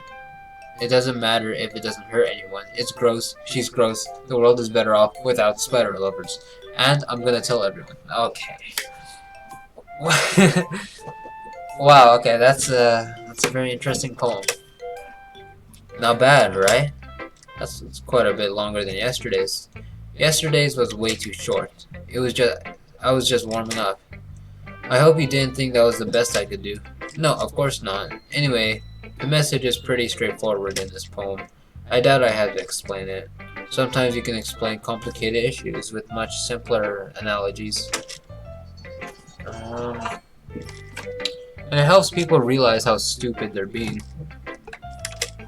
Like anyone would agree that the subject of this poem is an ignorant jerk. Do you know people like that? Of course, it's about how everyone thinks mine. That doesn't matter. It can be about anything. I wrote it to be easy to relate to. Everyone has some kind of weird hobby or a guilty pleasure. Something that you're afraid of if people find something that you're afraid if people find out, they'd make fun of you or think less of you. But that just makes people stupid. Who cares what someone likes as long as they're not hurting anyone and it makes them happy? I think people really need to learn to respect others for liking weird things. Huh, that's funny. Yuri wrote about something similar today. Huh? Did you say Yuri? Yeah. She said her poem was about an unusual hobby of hers. I didn't really get it, but she said something similar to you. That people shouldn't make each other feel insecure about those things. Really? Well, I mean, Yuri's pretty weird, so I wouldn't doubt that she has some weird hobbies. Not that there's anything wrong with that. Ooh, you. It's not like I would judge her or anything. Natsuki has trouble finding words. I guess I should try not to be so mean to her. If she feels insecure about her weird behaviors and stuff, I mean, I always hate people who make me feel insecure. And Yuri made me feel insecure yesterday. But the way you put it, it sounds like she's learned her lesson. Oh my. Jesus. Well, I would say so. Even if her writing style is really different, I'm sure she'll appreciate the message in your poem. It's what I do best, after all. I don't like writing unless there's a good message to take away from it. Like, conveying emotions is important, but I want to make people think, not just feel. Remember that. I'm gonna write a good one for tomorrow too, so look forward to it. Do I have to do this? Can I just skip to the good parts? Alright, let's get back to Sayori. ... Prince, I really love your poems. I can't believe you've been hiding these from me. I'm not hiding anything. But your poems are so good. Yesterday's and this one too. You can't tell me you haven't done this before. I mean, you're really the only one who feels that way, so... No way. Not even Natsuki? Well, I guess Natsuki is the least likely to admit how much he likes something. But I don't think it's that. What do you mean? Well, I guess I'll be honest about it. It's a lot easier to write poems when I'm thinking about you. Whoa. Stop thinking weird things, idiot. I just meant that you're a really expressive person, I guess. How am I supposed to write poems about my own stupid life? But you somehow make everything in your life an adventure. Even the little things, like cooking. Let's not talk about that. So yeah, I guess what I'm saying is that I can feel more feelings through you than I can through myself. We have that kind of weird connection. It's your fault for getting in my business all the time. I don't know if I understand. You never understand when I try to explain things, do you, Sayori? I pet Sayori's head. Hey, I'm not a kid, you know. Are you sure about that? Maybe. Sayori starts fiddling with her pencil between her hands. Hey, Prince, will you give me your poem? I kinda want to keep it. Huh, why? Because, well, it's the first time you've written something for me. Sayori, you completely misunderstood. I didn't write this for you. Are you even listening anymore? Well, whatever. I'll give it to you when we go home. Really? Snap. I broke my pencil. Sayori hastily bends down to pick up on the piece she drops, but being inattentive of her surroundings, she bumps right into me. Sorry. It's fine. I'll get it for you. I bend down and pick up the broken pencil. Sayori clutches the desk beside her to support herself, knees shaking. I'm a little clumsy today. Let's sit down, Sayori. Yeah? I grab Sayori's arm and help her to sit at the desk. Anyway, I still haven't read your poem. Oh, sorry, I forgot about that. but it's not as good as yourself. Jeez, don't worry. I'm sure they'll like it. I pop off my skunk like the lid of a Chucky. No, I don't want to read this. No, I'm good. Do I want to read this? No, not really. I don't care. Holy crap! Sayori, did you really write this? Of course I did. Didn't I tell you yesterday I was gonna write the best poem ever? Yeah, but I mean, I didn't expect something like this coming from you. Monica taught me a whole lot, and I've been really in touch with my feelings recently. I see that. It's almost kind of creepy. Creepy? Well, not exactly. Maybe because I'm so used to you being cheerful. Well, never mind. I'm thinking too hard about it. The point is, it came out good, so you should be proud of it. Aw, thanks. I feel like I was meant to express myself this way. It even helps me understand my own feelings a little bit better. Writing is like magic. You've gotten pretty passionate about this, huh? I hope you keep it up. Yeah. Writing's the best. I'm gonna keep writing until I die. Haha, don't get ahead of yourself. Sayori's always had a habit of getting obsessed with something before dropping it no more than a week later. I wonder if this is one of those times, but seeing the passion in her eyes makes it hard for me to be pessimistic. Alright, Monica's last. Ah! So long. I don't want to do this. Hi again, Prince. How's this writing going? Alright, I guess. I'll take that. As long as it's not going bad. I'm happy that you're applying yourself. Maybe soon you'll come up with a masterpiece. Aha! I wouldn't count on that. You never know. Want to share what you wrote for today? Sure, here you go. I give my poem to Monica. ... Alright. It's pretty good. It makes me think of Sayori like the other one that you wrote. You two are like the dynamic duo. Haha, that's kind of exaggerating it. Yeah, probably. But you do spend a lot of time with her, even in this club, don't you? Then again, I don't blame you for being a little shy. I'm not shy, it's just... Haha, I'm just teasing. I know it takes a bit of time to make friends with everyone, but Yuri and Natsuki are super interesting people, so don't be afraid to give them their share of time.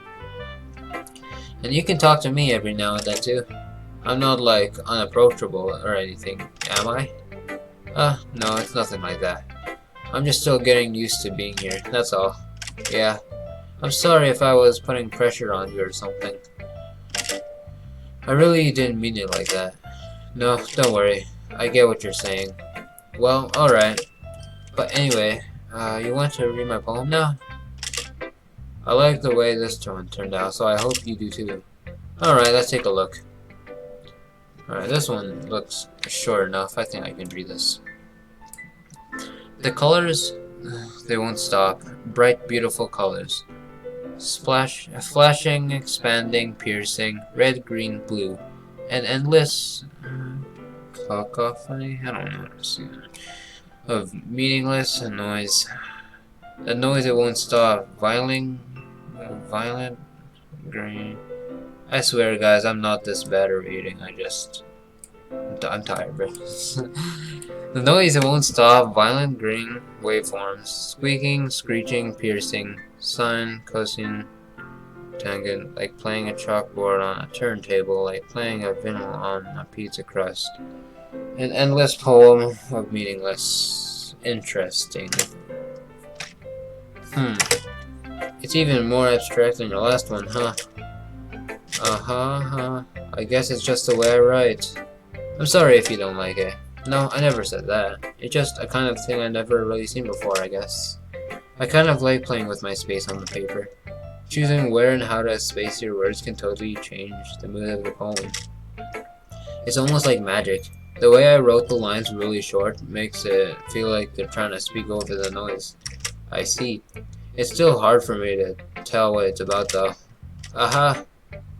Sometimes asking what a poem is about isn't the right question. A poem can be abstract as a physical expression of a feeling. or a conversation with the reader. So putting it that way, not every poem is about something. Anyway, here's Monica's writing tip of the day. Sometimes you'll find yourself facing a difficult decision. When that happens, don't forget to save your game. You never know when you might change your mind, or when something unexpected might happen. Wait, is this tip even about writing? What am I even talking about? Hahaha. That's my advice for today. Thanks for listening. I'm tired. I don't want to do any more of these poems. I just want to get something interesting. Okay, everyone. We're all done reading each other's poems, right? I have something extra planned today, so if everyone could come sit at the front of the room. Is this about the festival? Well, sort of. Do we really have to do something for the festival? It's not like we can put together anything good in just a few days. We'll just end up embarrassing ourselves instead of getting any new members. That's a concern of mine as well. I don't really do well with last-minute preparations. Don't worry so much. We're going to keep it simple, okay? We won't need much more than a few decorations. Sayori has been working on posters, and I've designed some pamphlets we can give out during the event. Okay, that's great and all, but that doesn't tell us what we're actually going to be doing for the event. Sorry, I thought you heard about it already. We're going to be performing. Performing? Monica? Yeah? We're going to be having a poetry performance.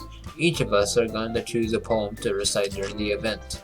But the cool part is, we're also going to let anyone else come up and recite poems too. Sayori's putting it on the posters in case anyone wants to prepare ahead of time. Sayori, who's been coloring a poster? Who's it up for us to see? Are you kidding me, Monica? You didn't already start putting those posters up, did you? Well, I did. Do you really think it's that bad of an idea? Well, no. It's not a bad idea, but I didn't sign up for this, you know. There is no way I'm going to be performing in front of a group of people like that. I agree with Natsuki. I could never, in my life, do something like that. Imagining it, Yuri shakes her head in fear. Guys, no, Sayori. I understand where they're coming from. Remember that Natsuki and Yuri have never shared their poems with anyone until just a couple of days ago. It's a lot to ask for them to recite their poems out loud to a whole room full of people. I guess I kind of overlooked that. So, I'm sorry. But, I still think we should give it our best.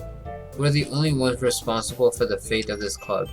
If we start the event and each put on a good performance, then it will inspire others to do the same. And the more people who perform, the better we'll be able to show everyone what literature is all about. Yeah, it's all about expressing your feelings, being intimate with yourself, finding new horizons, and having fun. That's right, and it's those reasons that we're all in this club today. Don't you want to share that with others? To inspire them to find the same feelings that brought you here in the first place? I know you do. I know we all do. And if all it takes is standing in front of the room for 2 minutes and reciting a poem, then I know you can do it. ... Natsuki and Yuri remain silent. Sayori looks worried. I guess that leaves me no choice. I agree. I don't think it's too much to ask. I think that Sayori and Monica have been trying really hard to get new members. The least we can do is help them out a little bit. Well, maybe, but it looks like Natsuki doesn't have any arguments left. Okay, fine. I guess I'll just have to get it over with. Alright. Thanks, Natsuki. What about you, Yuri? Yuri dejectedly glances around at everyone else's expectant faces. I guess I don't really have a choice. Haha, that's everyone. You're the best, Yuri. This club is seriously going to be the death of me.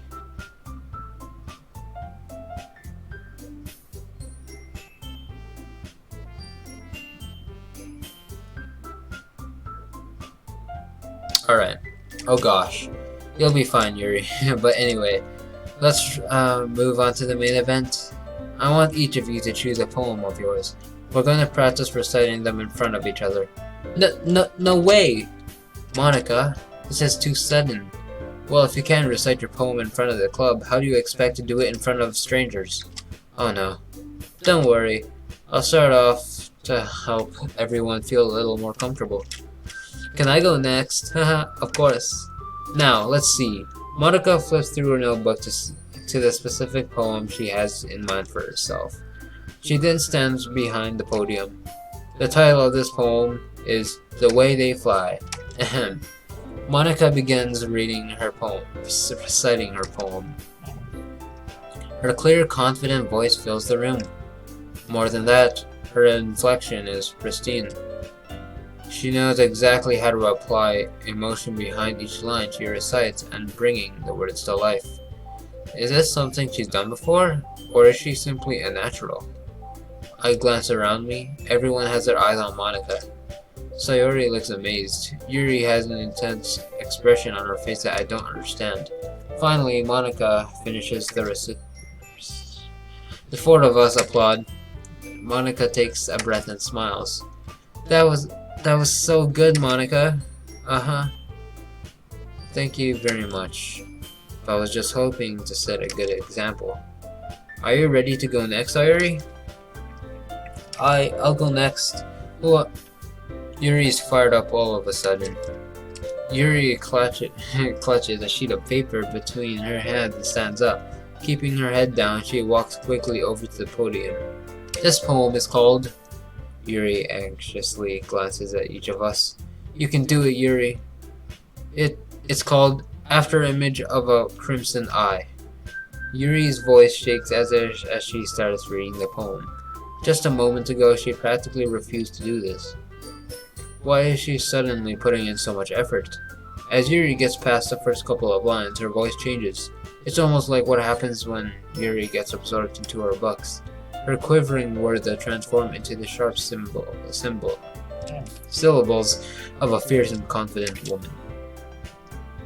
The poem is full of twists and turns in its structure that she enunciates with perfect timing.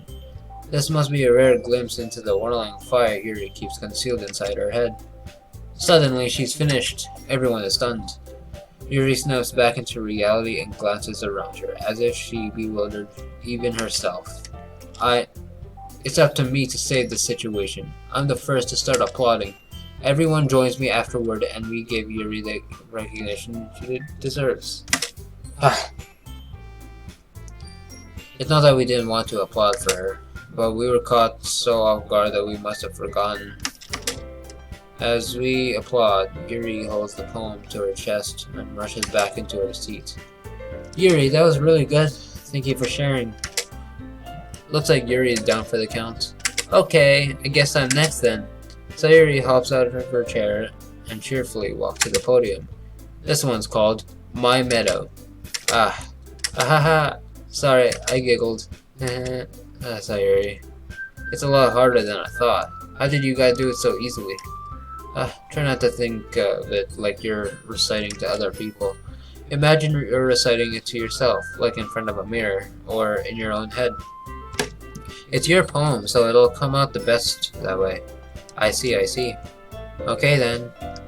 Sayori begins her poem. Somehow it feels like her soft voice was made as a perfect match. The poem isn't aimlessly cheery like Sayori is. It's serene and bittersweet. If I were to read this on paper, I probably wouldn't think much of it. But hearing it come from Sayori's voice almost gives it a whole new meaning. Maybe this is what Sayori meant when she said she likes my poems. It's like I get to reach more deeply into someone I thought I knew through and through. Sayori finishes and we applaud. I did it! Good job, Sayori. Even Prince liked it. I guess that's a good sign. What does that even mean? It came out nicely, Sayori. The atmosphere of the poem fits you really nicely. But it might be that other poems wouldn't work quite as well with that kind of delivery. I don't really understand. In other words, I've seen poems of yours with that sort of gentle delivery wouldn't work as well. They might need a little more force behind them, depending on what you're reading. Oh, I know what you mean. Well, I've been practicing that kind of thing. It's just embarrassing to do in front of everyone. The next time, I'm going to make you pick a poem that challenges you a little more. We don't have much time before the festival, you know. Okay. Now, who's next? Natsuki? Alright. Gosh. When does it get interesting? I'll have to get through it. Don't make me go before Prince. It's not like I can compare to you guys anyway. Might as well let Prince lower everyone's standards a little before I have to do it. Natsuki? It's fine, it's fine. I might as well get it over with. But it's not like I have much of a selection of what to read. I'll just have to go with what I wrote for today. I stand up and step in front of the podium. Everyone has their eyes on me, making me feel terribly awkward. I recite my poem. Since I'm not exactly confident in my own writing, it's hard to put energy into it. Despite that, once I finish, I receive applause anyway. Sorry, I'm not really as good as everyone else. Don't worry about it so much. I think it's less about your abilities and more about your lack of confidence in your writing. That's something that I'll improve over time though. Yeah, maybe. Alright then. That just leaves you, Natsuki. Yeah. Natsuki. I don't freaking know how to pronounce it. I'm going. Natsuki begrudgingly gets out of her seat and makes her way to the podium. The poem is called... Why are you all looking at me? It's because you're presenting. Anyway, the poem is called Jump. Natsuki takes a breath. When she starts reciting the poem, her sour attitude disappears a little. While she's still a little unenthused, her poem has a rhythm and rhyme to it. It's Natsuki's trademark style, and it works surprisingly well when spoken aloud. The words feel like they bounce up and down as if giving life to the poem. Natsuki finishes and everyone applauds. She huffs back to her seat. That wasn't so bad, was it? Easy for you to say. You better not make me do that again. Well, do you at least feel prepared enough to recite a poem in front of other people? I mean, doing it in front of other people will be way easier. I can put on whatever face I want for other people. But when it's just my friends, it's just embarrassing. That's a surprise, Natsuki. I think it would be the other way around for me. Well, that's just how it is, so... Well, I guess in that case, you won't have much to worry about for the festival. That said, I want to thank everyone for coming through. It might be hard, but I hope that you all have an idea of what it's like now. Make sure you pick a poem and get enough practice before the festival. I'll be making pamphlets, so let me know ahead of time what you'll be reciting. Jeez. I should probably find some other poem to recite instead. That's fine too. It doesn't have to be your own. I'm already pleasantly surprised that you're putting in all this effort for the club. It makes me really happy. Yeah, no problem. Okay, everyone. I think that's about it for today. I know the festival is coming up, but let's try to write problems for tomorrow as well. Poems for tomorrow as well. Oh, I can't read anymore. I've been working out really nicely so far, so I'd like to continue that. As for the festival, we'll finish planning tomorrow, and then we'll have the weekend to prepare. Monday's the big day. I can't wait. I can do this. Alright. I stand up. There's no way I'll be able to find the same enthusiasm as Sayori and Monica, but I'll do my best to get through it. If that's for the sake of the club and impressing Monica, then I'll have to do my best. Ready to go, Sayori? Yep. Look at you two, always going home together like that. It's kind of adorable, isn't it? Jeez, guys, don't make such a big deal out of it. It must be a little nice though. Well, how am I supposed to respond to that? It's okay, Prince, you don't have to say it. Whatever, let's go already. I walk home with Sayori once more, even though it's only been a few days. A lot of things have already changed. But today, Sayori is being a little quieter than usual on the way home. Hey Sayori. Sorry, I was spacing out. No wonder. I was thinking about something from earlier. I like how we get to, I mean, Sayori fumbles with her words. So let's just say that one day, Yuri asked to walk home with you. Huh? What would you do? What kind of question is that? You're kind of pulling me on the spot here. Shoot, I have to choose. I would walk home with Sayori, I guess. Sayori, you really think I would ditch you for Yuri? Friend. But, she's so beautiful and smart. Jeez, I already see her in the club every day. Besides, you always seem to really like going home together. I wouldn't mind just doing that for you. You're so silly, Prince. You think about me too much sometimes. Yuri would deserve it if she wanted to. If she wanted it, so.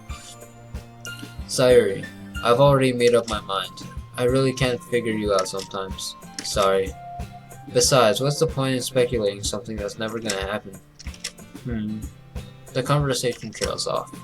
It's kind of a weird thing for Sayori to care so much about, but I want to respect her and keep her happy too. Then again, the festival is only a few days away. Who knows what will happen in that time? Oh no, what's going on? Alright, so more poems. I don't want to do this.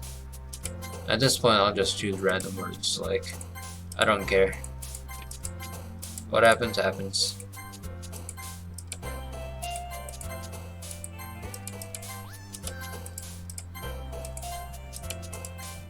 Okay, I got that over with. Please, I don't want to read more poems. Oh man, I'm the last one here again? Don't worry, I just walked in too.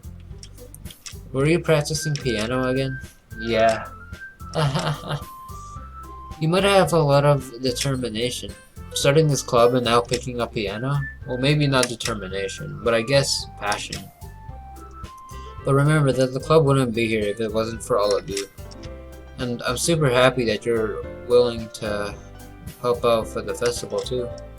I can't wait for the festival. It's gonna be great. Weren't you complaining about it just yesterday? Well, yeah. I'm not talking about our part of the festival, but the whole day of school where we get to play and eat all kinds of delicious food. You sound a bit like Sayori all of a sudden. Monica, do they usually have fried squid? Squid? That's a pretty specific thing to look forward to. Oh, come on. Are you saying you don't like squid? You of all people? I didn't say I don't like it. Besides, what do you mean by you of all people? Because it's right in your name. Monica. I don't get it. That's not how you say my name at all. Also, that joke makes no sense in translation. Never mind. Let's just focus on our own event for now, okay? Fine. Your reactions aren't as fun as Yuri's or Sayori's anyway. Excuse me? Where is Sayori anyway? Oh, there you are. Sayori is sitting at a desk in the corner of the room looking down at nothing. Oh no. I feel like something's gonna twist really hard later in the story. I walk over to her. Hey, Sayori. I wave my hand in front of her face. You're spacing out again. Sorry. Don't mind me. You can go talk to everyone else. Huh? Is everything alright? Huh, of course. Why wouldn't it be?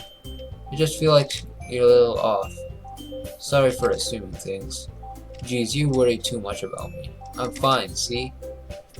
Sayori shows me a big smile. Don't let me distract you from having fun with everyone.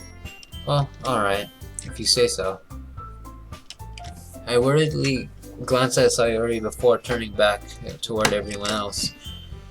But the conversation has already dispersed with everyone back at their usual activities. Maybe I should ask Monica if she's noticed anything about Sayori recently. Since they've been preparing for the festival, they must be spending a lot of time together. I timidly approached Monica, who was shuffling through some papers at her desk. Prince, what's up? Hey, this might sound a little strange, but have you noticed anything up with Sayori recently? Anything up with her? In what way do you mean? Maybe I'm reading it into it a little too much, but she seems a bit downcast today. Oh, you think so? I can't say I've noticed anything about her. Monica peers across the room at Sayori, who's idly dragging a rubber eraser up and down her desk. Maybe there is something up on her mind. But I'm surprised I'm not the one asking you, Prince. You certainly know her a lot better than I do. Yeah, but she's never really like that. She's always talked to me about things that bothered her. But this time when I asked her, she was really dismissive. Sorry, I know it's not your problem. I just wanted to ask if you knew anything, so I'll drop it now. No, it's important to me too. I mean, I'm also friends with her. And I also care about the well-being of my club members, you know. Maybe I'll try talking to her myself. Are you sure about that? She seemed like she wanted to be left alone. Are you sure? Maybe she just has a hard time bringing it up with the person of interest. Person of interest? What do you mean by that? I'm saying that maybe the thing on her mind is you, Prince. Me? How on earth would you come to that conclusion? Well, I probably shouldn't say too much, but Sayori talks about you more than anything else, you know? She's been so much happier ever since you've joined the club. It's like an extra light was turned on inside of her. What? No way. Sayori is always like that. She's always been full of sunshine. It's not any different now than it always has been. You're so funny, Prince. Have you thought that maybe you've always seen her as so cheerful? Because that's just how she is when she's around you. I said too much. I'm sorry, what do I do? What do I know anyway? I didn't mean to jump to conclusions, so you should just forget about what I said. I'll try to talk to her, so try not to think about it for now.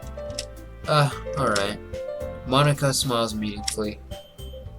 I mean, she said to forget about it, but I already know I won't be able to get her words out of my head. Gosh. I don't know if I'm ready for this. Monica stands up from her desk and walks across the room to where Sayori is sitting. I watch her kneel down next to Sayori and gently talk to her, but she's keeping her voice so quiet that I can't hear her from here. I sigh and let myself down. Sit myself down. I know Sayori told me not to worry about her and to have fun with everyone else, but that's impossible to do when she's behaving like this. Exactly how much do I care about her, that I'm letting this weigh me down so much? No, it feels like I'm the one behaving out of the ordinary. But there's nothing I can do besides wait for Monica. Okay, everyone. After some time passes, Monica calls out to the club room. Why don't we share our poems now? Before I know it, everything is back to normal. Everyone goes to retrieve their poems and I do the same. I make eye contact with Monica and she smiles at me. I wonder what she was talking about with Sayori. I want to talk to Sayori first. I'm curious how she's feeling right now. So, it's nice, I guess. Come on, I can already tell you don't like it. Well, you don't need to worry about what I think. After all, you wrote this for someone else, didn't you? Probably, Yuri. I didn't write this for anyone specifically. Maybe. That's not really what I meant though, but it's okay. Making new friends just like I was hoping. That makes me really happy. And you're happy too, right? In this club? Well, of course I am. Good. That's all that matters to me. Thank you, Prince. Sayori, is there something wrong? Huh? No, nothing. I'm just a little tired today. Alright. Just tell me if you need anything. I will. Don't worry about me, okay? You can go play with everyone else now. If you insist. Yay! I'm gonna go home with a bit early today. She's not acting right. I swear to God. Something's gonna happen to her. I don't... Sayori, tell Monica I wasn't feeling well, okay?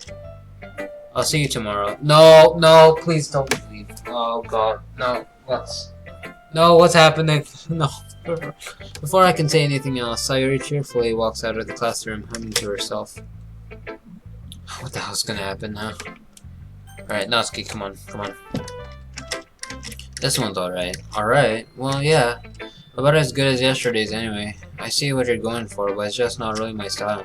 I mean, that's fine. I'm mostly just glad that you're trying a little bit. Well, of course, I'm at least trying. Why are you so emotionally invested in my poems anyway? Isn't that more of a compliment to me? No, gross. It's not like I care. It's just that one of us in this club has to make sure you're not slacking off. Really? Well, what if you ended up just scaring me anyway? That's, it's not like you would actually do that. Yeah, you're right. It's kind of fun to hang out here, even if I have to put up with you. Natsuki's elbow connects with my stomach. Oh, maybe I won't mind scaling you away after all. I was just joking. Oh, I know. Don't worry. I was too. How the hell do you call that a joke? That seriously hurt. Well, maybe it was funny to her. I guess that's kind of the point. I should really just watch my mouth around Natsuki. Anyway, Natsuki holds her poem out to me like nothing even happened. Alright. Not sure if I want to read this. But she always seems to have questionable poems, so I guess I will. I'll be at your beach. I'll be your beach. What the heck am I saying? Your mind is so full of troubles and fears that diminish your wonder over the years. But today I have a special place, a beach for us to go. A shore reaching beyond your sight. A sea that sparkles with brilliant light. The walls in your mind will melt away before the sunny glow. I'll be the beach that washes your worries away. I'll be the beach that you daydream about each day. I'll be the beach that makes your heart leap. In a way you thought. I don't want to read this. Screw this. I'm done. I'm not reading that. I'm too lazy to. You're not making me. No one's making me read this. Yeah, I felt like that. I felt like I kept writing about negative things, so I wanted to write something with a nice message for once. Besides, the beach is awesome. Kinda hard to write anything about the beach. So you decided to write about the beach first, and then came up with a message later? Yeah, well, it's only because of what happened yesterday. I mean, after Yuri and I realized we kinda wrote about the same thing, she wanted to pick a topic and have us both write about it, or whatever. You can really see her doing that too. Making us write about a simple topic, then trying to impress me by coming up with something all fancy. Well, it's not like I care. I just did it anyway. I mean, I guess mine ended up being kind of metaphorical too. But there's nothing wrong with doing that once in a while. At the very least, it was good practice. Alright, Yuri. How is she doing today? ... Prince, this is wonderful. I can feel the emotion that you poured into it. Is this the result of trying what I suggested yesterday? Yeah, I guess so. You did a good job explaining. I really wanted to try giving it more feeling. Yuri visibly swallows. Even if her hands appear sweaty, I'm not used to this. Used to what? I don't know. It's fine. Take your time. Yuri breathes and collects her thoughts. I know that Yuri likes to think before she speaks, so I offer that patience to her. Yeah, just being appreciated like this, I guess. It probably sounds really stupid, but seeing someone motivated by my writing, it just makes me really happy. Are you saying that you've never shared your writing before? Yuri nods. Really, I don't believe it. I really only write for myself. And besides, people would just laugh at me. Do you really think that? Again, Yuri nods. Huh? Even your close friends? For some reason, Yuri doesn't respond. Yuri? Yuri smiles sadly. Prince, during lunchtime, I eat by myself. Did you know that? It's a great time to find a quiet spot and do some reading. In fact, I always have some books with me. You could say I really enjoy reading. Well, that's one way to put it anyway. But books are so full of amazing and inspiring people. People you want to fall in love with, or people you just know would make a really good friend. Cheerful people who always put a smile on your face, or deep thinkers and problem solvers who discover the mysteries of life. So when you look at it that way, I'm surrounded by friends every day, you know? And those friends don't laugh at me. They don't tease me for spacing out all the time. They don't make fun of my body type, and they don't hate me for acting like a know-it-all. People say that about you? I'm not a know-it-all, Prince. It's the opposite. I don't know anything. I don't know how to talk to people. I don't know how to make people see me as normal. I don't even know how to make myself happy. I have all these feelings, and all I can do with them is read and write. But it wasn't until now that I started sharing it with you that I really understood what was missing all this time. But I haven't really done anything. No, that's wrong. Just being patient and respectful. That's really important to me. I know I'm a difficult person, Prince. I speak too slowly. I second guess myself all the time. I read too deeply into things. But every time, you've always treated me just like anyone else. It's so rare that I feel comfortable with myself when I talk to others. But that's why every time I talk to you, I just feel really happy. I see. Well, I treat you how you deserve to be treated, Yuri. And if other people don't see it that way, then screw them. I mean, I joined this club hoping I would make friends. And I would say I've had at least one success, wouldn't you? If you put it that way, yeah. We really are friends now, aren't we? Yuri puts her head in her hands. But this time she's smiling and she does it. Do you want to show me your poem? Yeah, I do. Let me get it for you.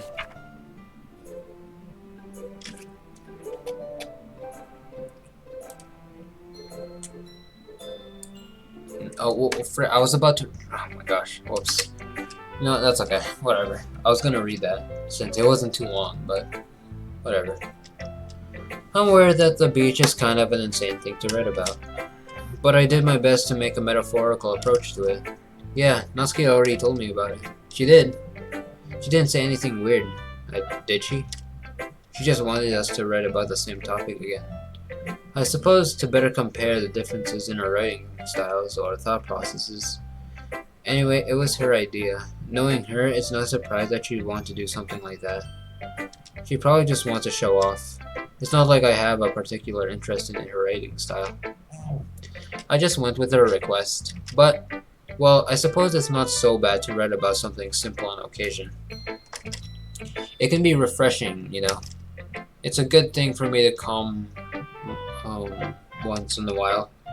Yeah, I think I agree. Thanks for sharing. And Monica.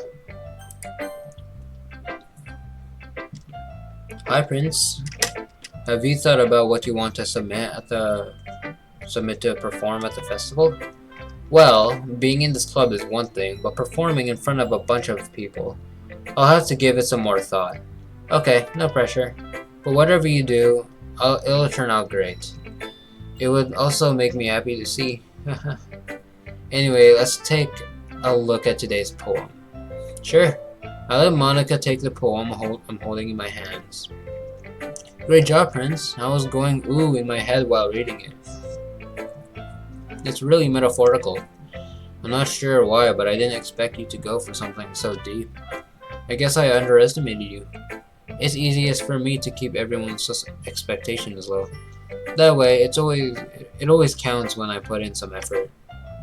Haha, that's not very fair. Well, I guess it worked anyway. You know, that Yuri likes this kind of writing, right? Writing that's full of imagery and symbolism. Unlike Sayori, who likes using simple and direct words to describe happiness and sadness, Yuri likes it when readers are left to derive their own meaning out of it.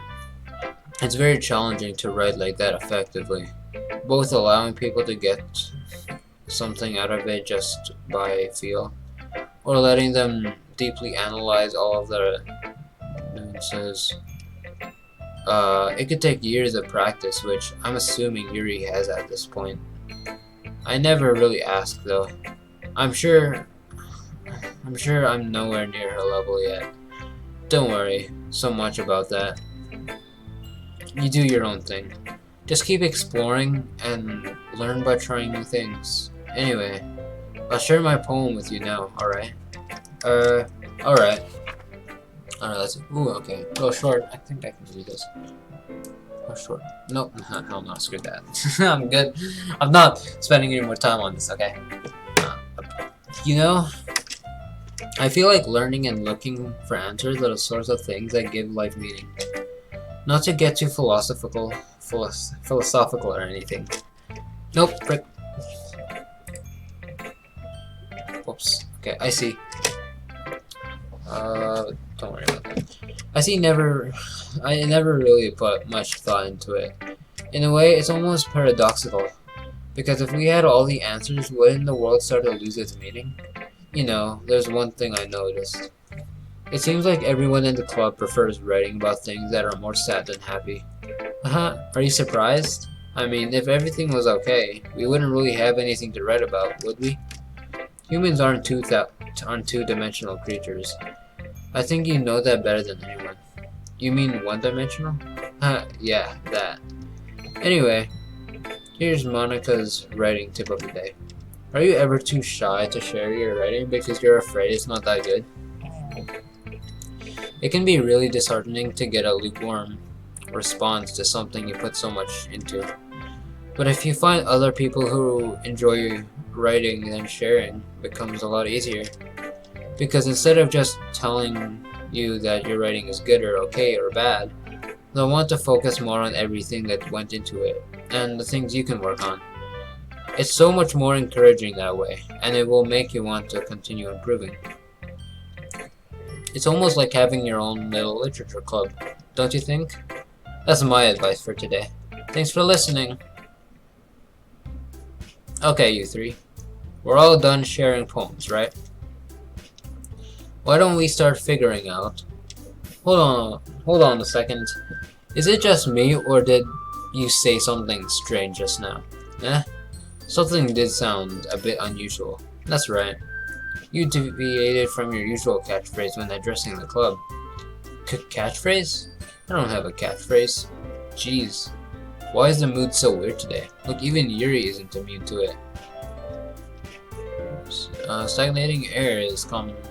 Foreshadowing that something terrible is about to.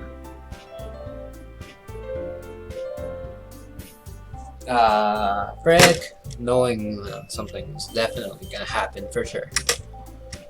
In your books, maybe. Look, the only thing different is that Sayori isn't here. It seems you're right. Sayori always helps lighten the mood a little bit, doesn't she? It's almost like everyone's balance is thrown off a little when she's not around. Where the hell did she run off to anyway? I thought she just went to pee. Natsuki, please show some decency. Oh, come on. She actually wasn't feeling too well and went home early. Is that so? I hope she's alright. Seriously? Of all the times to not go home with her, you pick the time she's not feeling well? So much for you two being all lovey-dovey. No. First of all, stop misunderstanding my friendship with Sayori. And second, she's kind of been avoiding me today, so I didn't want to force it. Huh? That curious expression coming from Yuri, of all people? Calm down, guys. I talked to her earlier and everything is fine. What did you say? Anyways, we need to figure out what the rest of the preparations are. So she just ignored what I just said.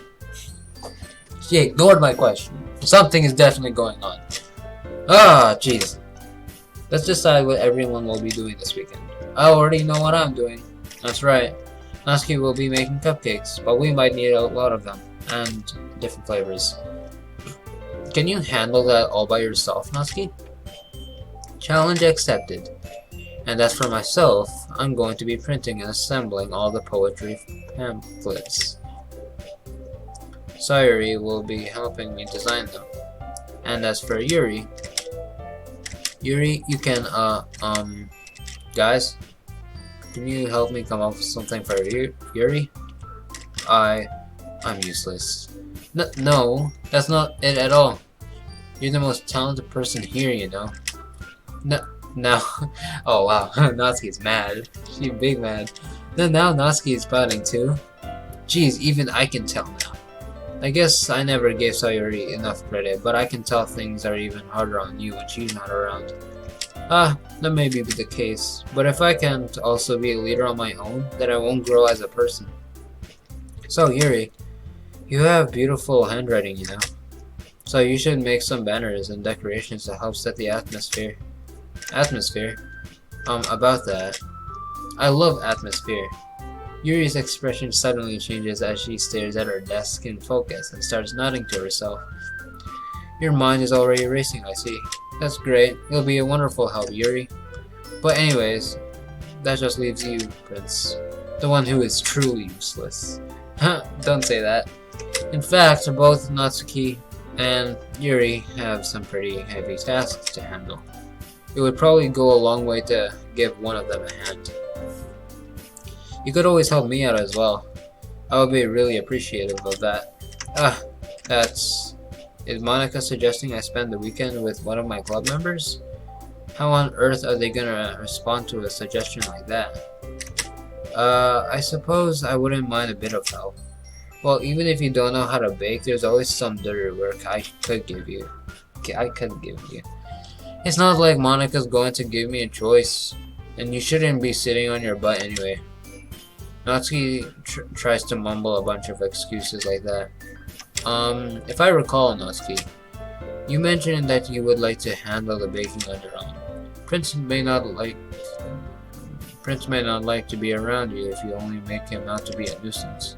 So therefore, he may be more suited to assisting with the decorations. Hold on, I never said that.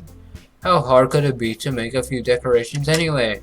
Sounds more like you're just making excuses for Prince to. What are you saying? It will be extremely meticulous work. And baking isn't? Just what do you think? Guys, let's settle down for a moment. In the end, I think it's up to Prince to decide how he'd like to contribute. Besides, he hasn't really gotten the chance to spend any time with me yet, you know. So I'm sure he's interested. You literally just said. I'm surprised as well. Sorry. I was just saying though. Jeez, can we just sell this already? Yeah. Prince, you're okay with this, right? In the end, it's up to you. Of course. Very well. In that case, everyone looks straight up at me. Sayori. Can I choose her? Please. Frick, that scared me. I mean, if it's gonna be anyone, then I prefer helping Sayori. I mean, we're already neighbors but Monica said that Sayori was helping her. Jeez, do you really hate us that much? No, sorry, I didn't mean for this to be difficult. Just think of the club, okay? Then I'm gonna go with Monica. Well, I guess I should probably be helping Monica. Hey, yay, you picked me. Hold on 1 second. Yeah, oh no. What's that music? Something's gonna happen. Never mind, it came back. I gotta stop worrying though. Every time the music cuts out, I feel like something's bad's gonna happen. Monica, you're the one who needs the least help out of all of us. Yeah, but I agree with Natsuki. Not only is your work already most suitable for one person, but you already have Sayori as well. But Prince was the one who... That doesn't matter. You were the one who scared him into picking you in the first place. You're the club president, Monica. You're supposed to make responsible decisions for the club. Monica, you shouldn't let any ulterior motives interfere with the decision. Ulterior motives? What are you saying, Yuri? In fact, it sounds like you guys are the ones with the ulterior motives. Excuse me? Otherwise, this wouldn't have been made into such a big deal in the first place. That's completely false, Monica. Yeah, we have a lot of work to do, you know. We won't do as good of a job if you make us work alone. Maybe that's true. Think of the club, Monica. If we want our event to succeed, then we need to appropriately distribute our resources. So are you going to do the right thing, President? Okay, I get it. It's technically most logical for Prince to help one of you two. So, I guess that's what we'll do. I guess I'm gonna have to choose Yuri. Well, I'll probably be most useful helping out Yuri. But me? Are you serious? Why would you... Natsuki, I can already tell you're about to say something mean. No, I was just saying. So you'll be helping out Yuri then, huh? Yeah, that's what I'm gonna do. I'm glad. I have a bad habit of overthinking these sort of things, so I think your assistance will be very useful. That's great to hear. I'm losing my voice. Natsuki, will you be able to handle the baking yourself? I mean, yeah. I already said it would be fine. Okay. Everyone can tell that Natsuki is feeling a little sour. So, is that everything we needed to go over? Yeah, that should be about it. Are you guys excited? Well, excited may not be the right word, but I suppose I'm looking forward to it a little bit. Do you feel the same way, Prince? Me? I guess you could say I'm interested to see how it'll turn out. That's good enough for me. What about you, Natsuki? ... Natsuki? What? Why is everyone yelling at me? I didn't even do anything. No, that's not what I meant at all. Yuri anxiously glances between everyone in the room. I'm sorry for this. I don't really know why Prince picked me. And also, your cupcakes are the best cupcakes I've ever had. They go really well with my tea. And nothing that I do for the event will compare to that. So, I get it. I'm kind of surprised though, so. Why? Well, I'm the one acting immature. I already know that. But you're trying to cheer me up all of a sudden. I know I'm not very good at it, but I'm sorry if I said something bad. Natsuki isn't the only one surprised. Monica and I are also taken aback by Yuri's words. When she already has trouble with words, trying to cheer someone up must be far out of her own comfort zone. But I begin to understand. Yuri was trying to sound like Sayori. Even if it didn't work perfectly, I can tell that she tried to say something that Sayori would say at a time like this. Because Sayori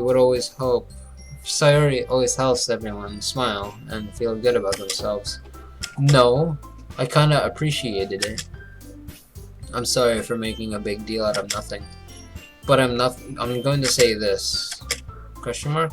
You better bet that my cupcakes are going to be the best part of the whole event.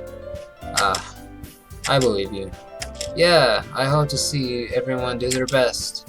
But with that, there's nothing more for today. So I guess it's time for us to head out.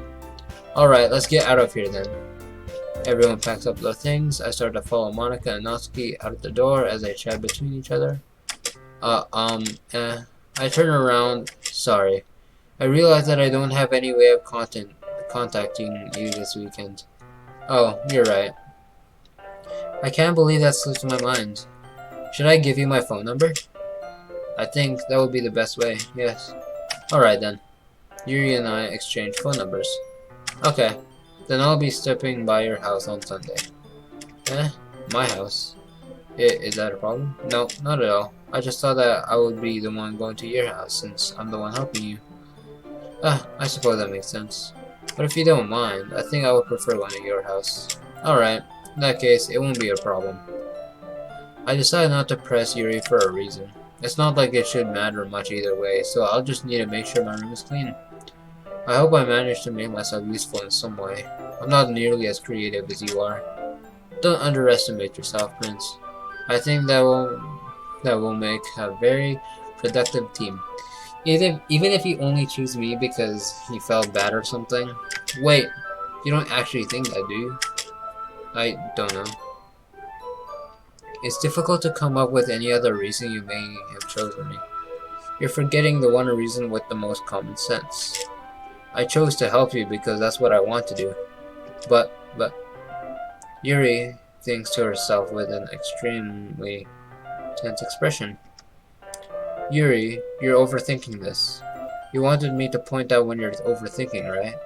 I didn't realize. I'm telling you, I wanted to. That's all there is to it.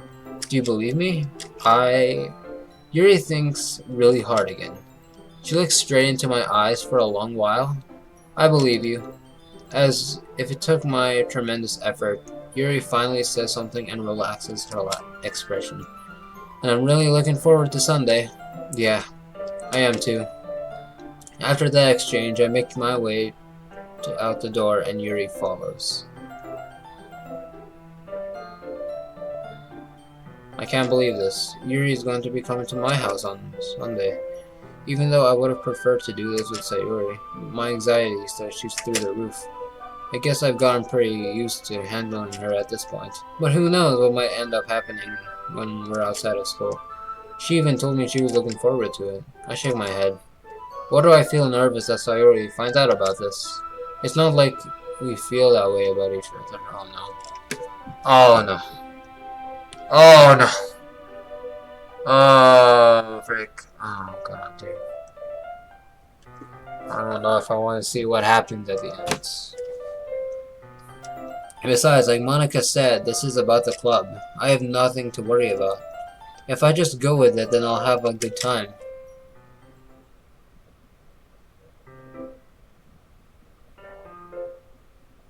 You know what?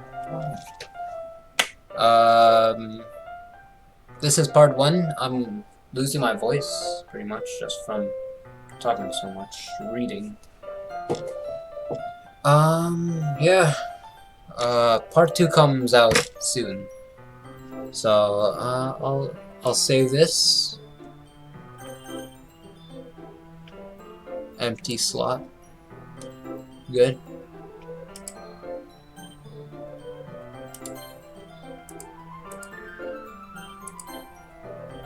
Okay, so I'm pretty much done now.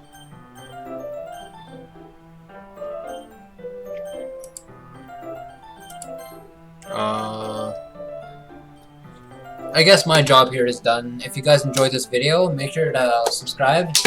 I will be coming back to this later on because I have not finished this game yet. It's gonna take a long time for me. I don't know how long this will take, but I'll try to finish this next time if I have the time. Anyways, guys, see ya.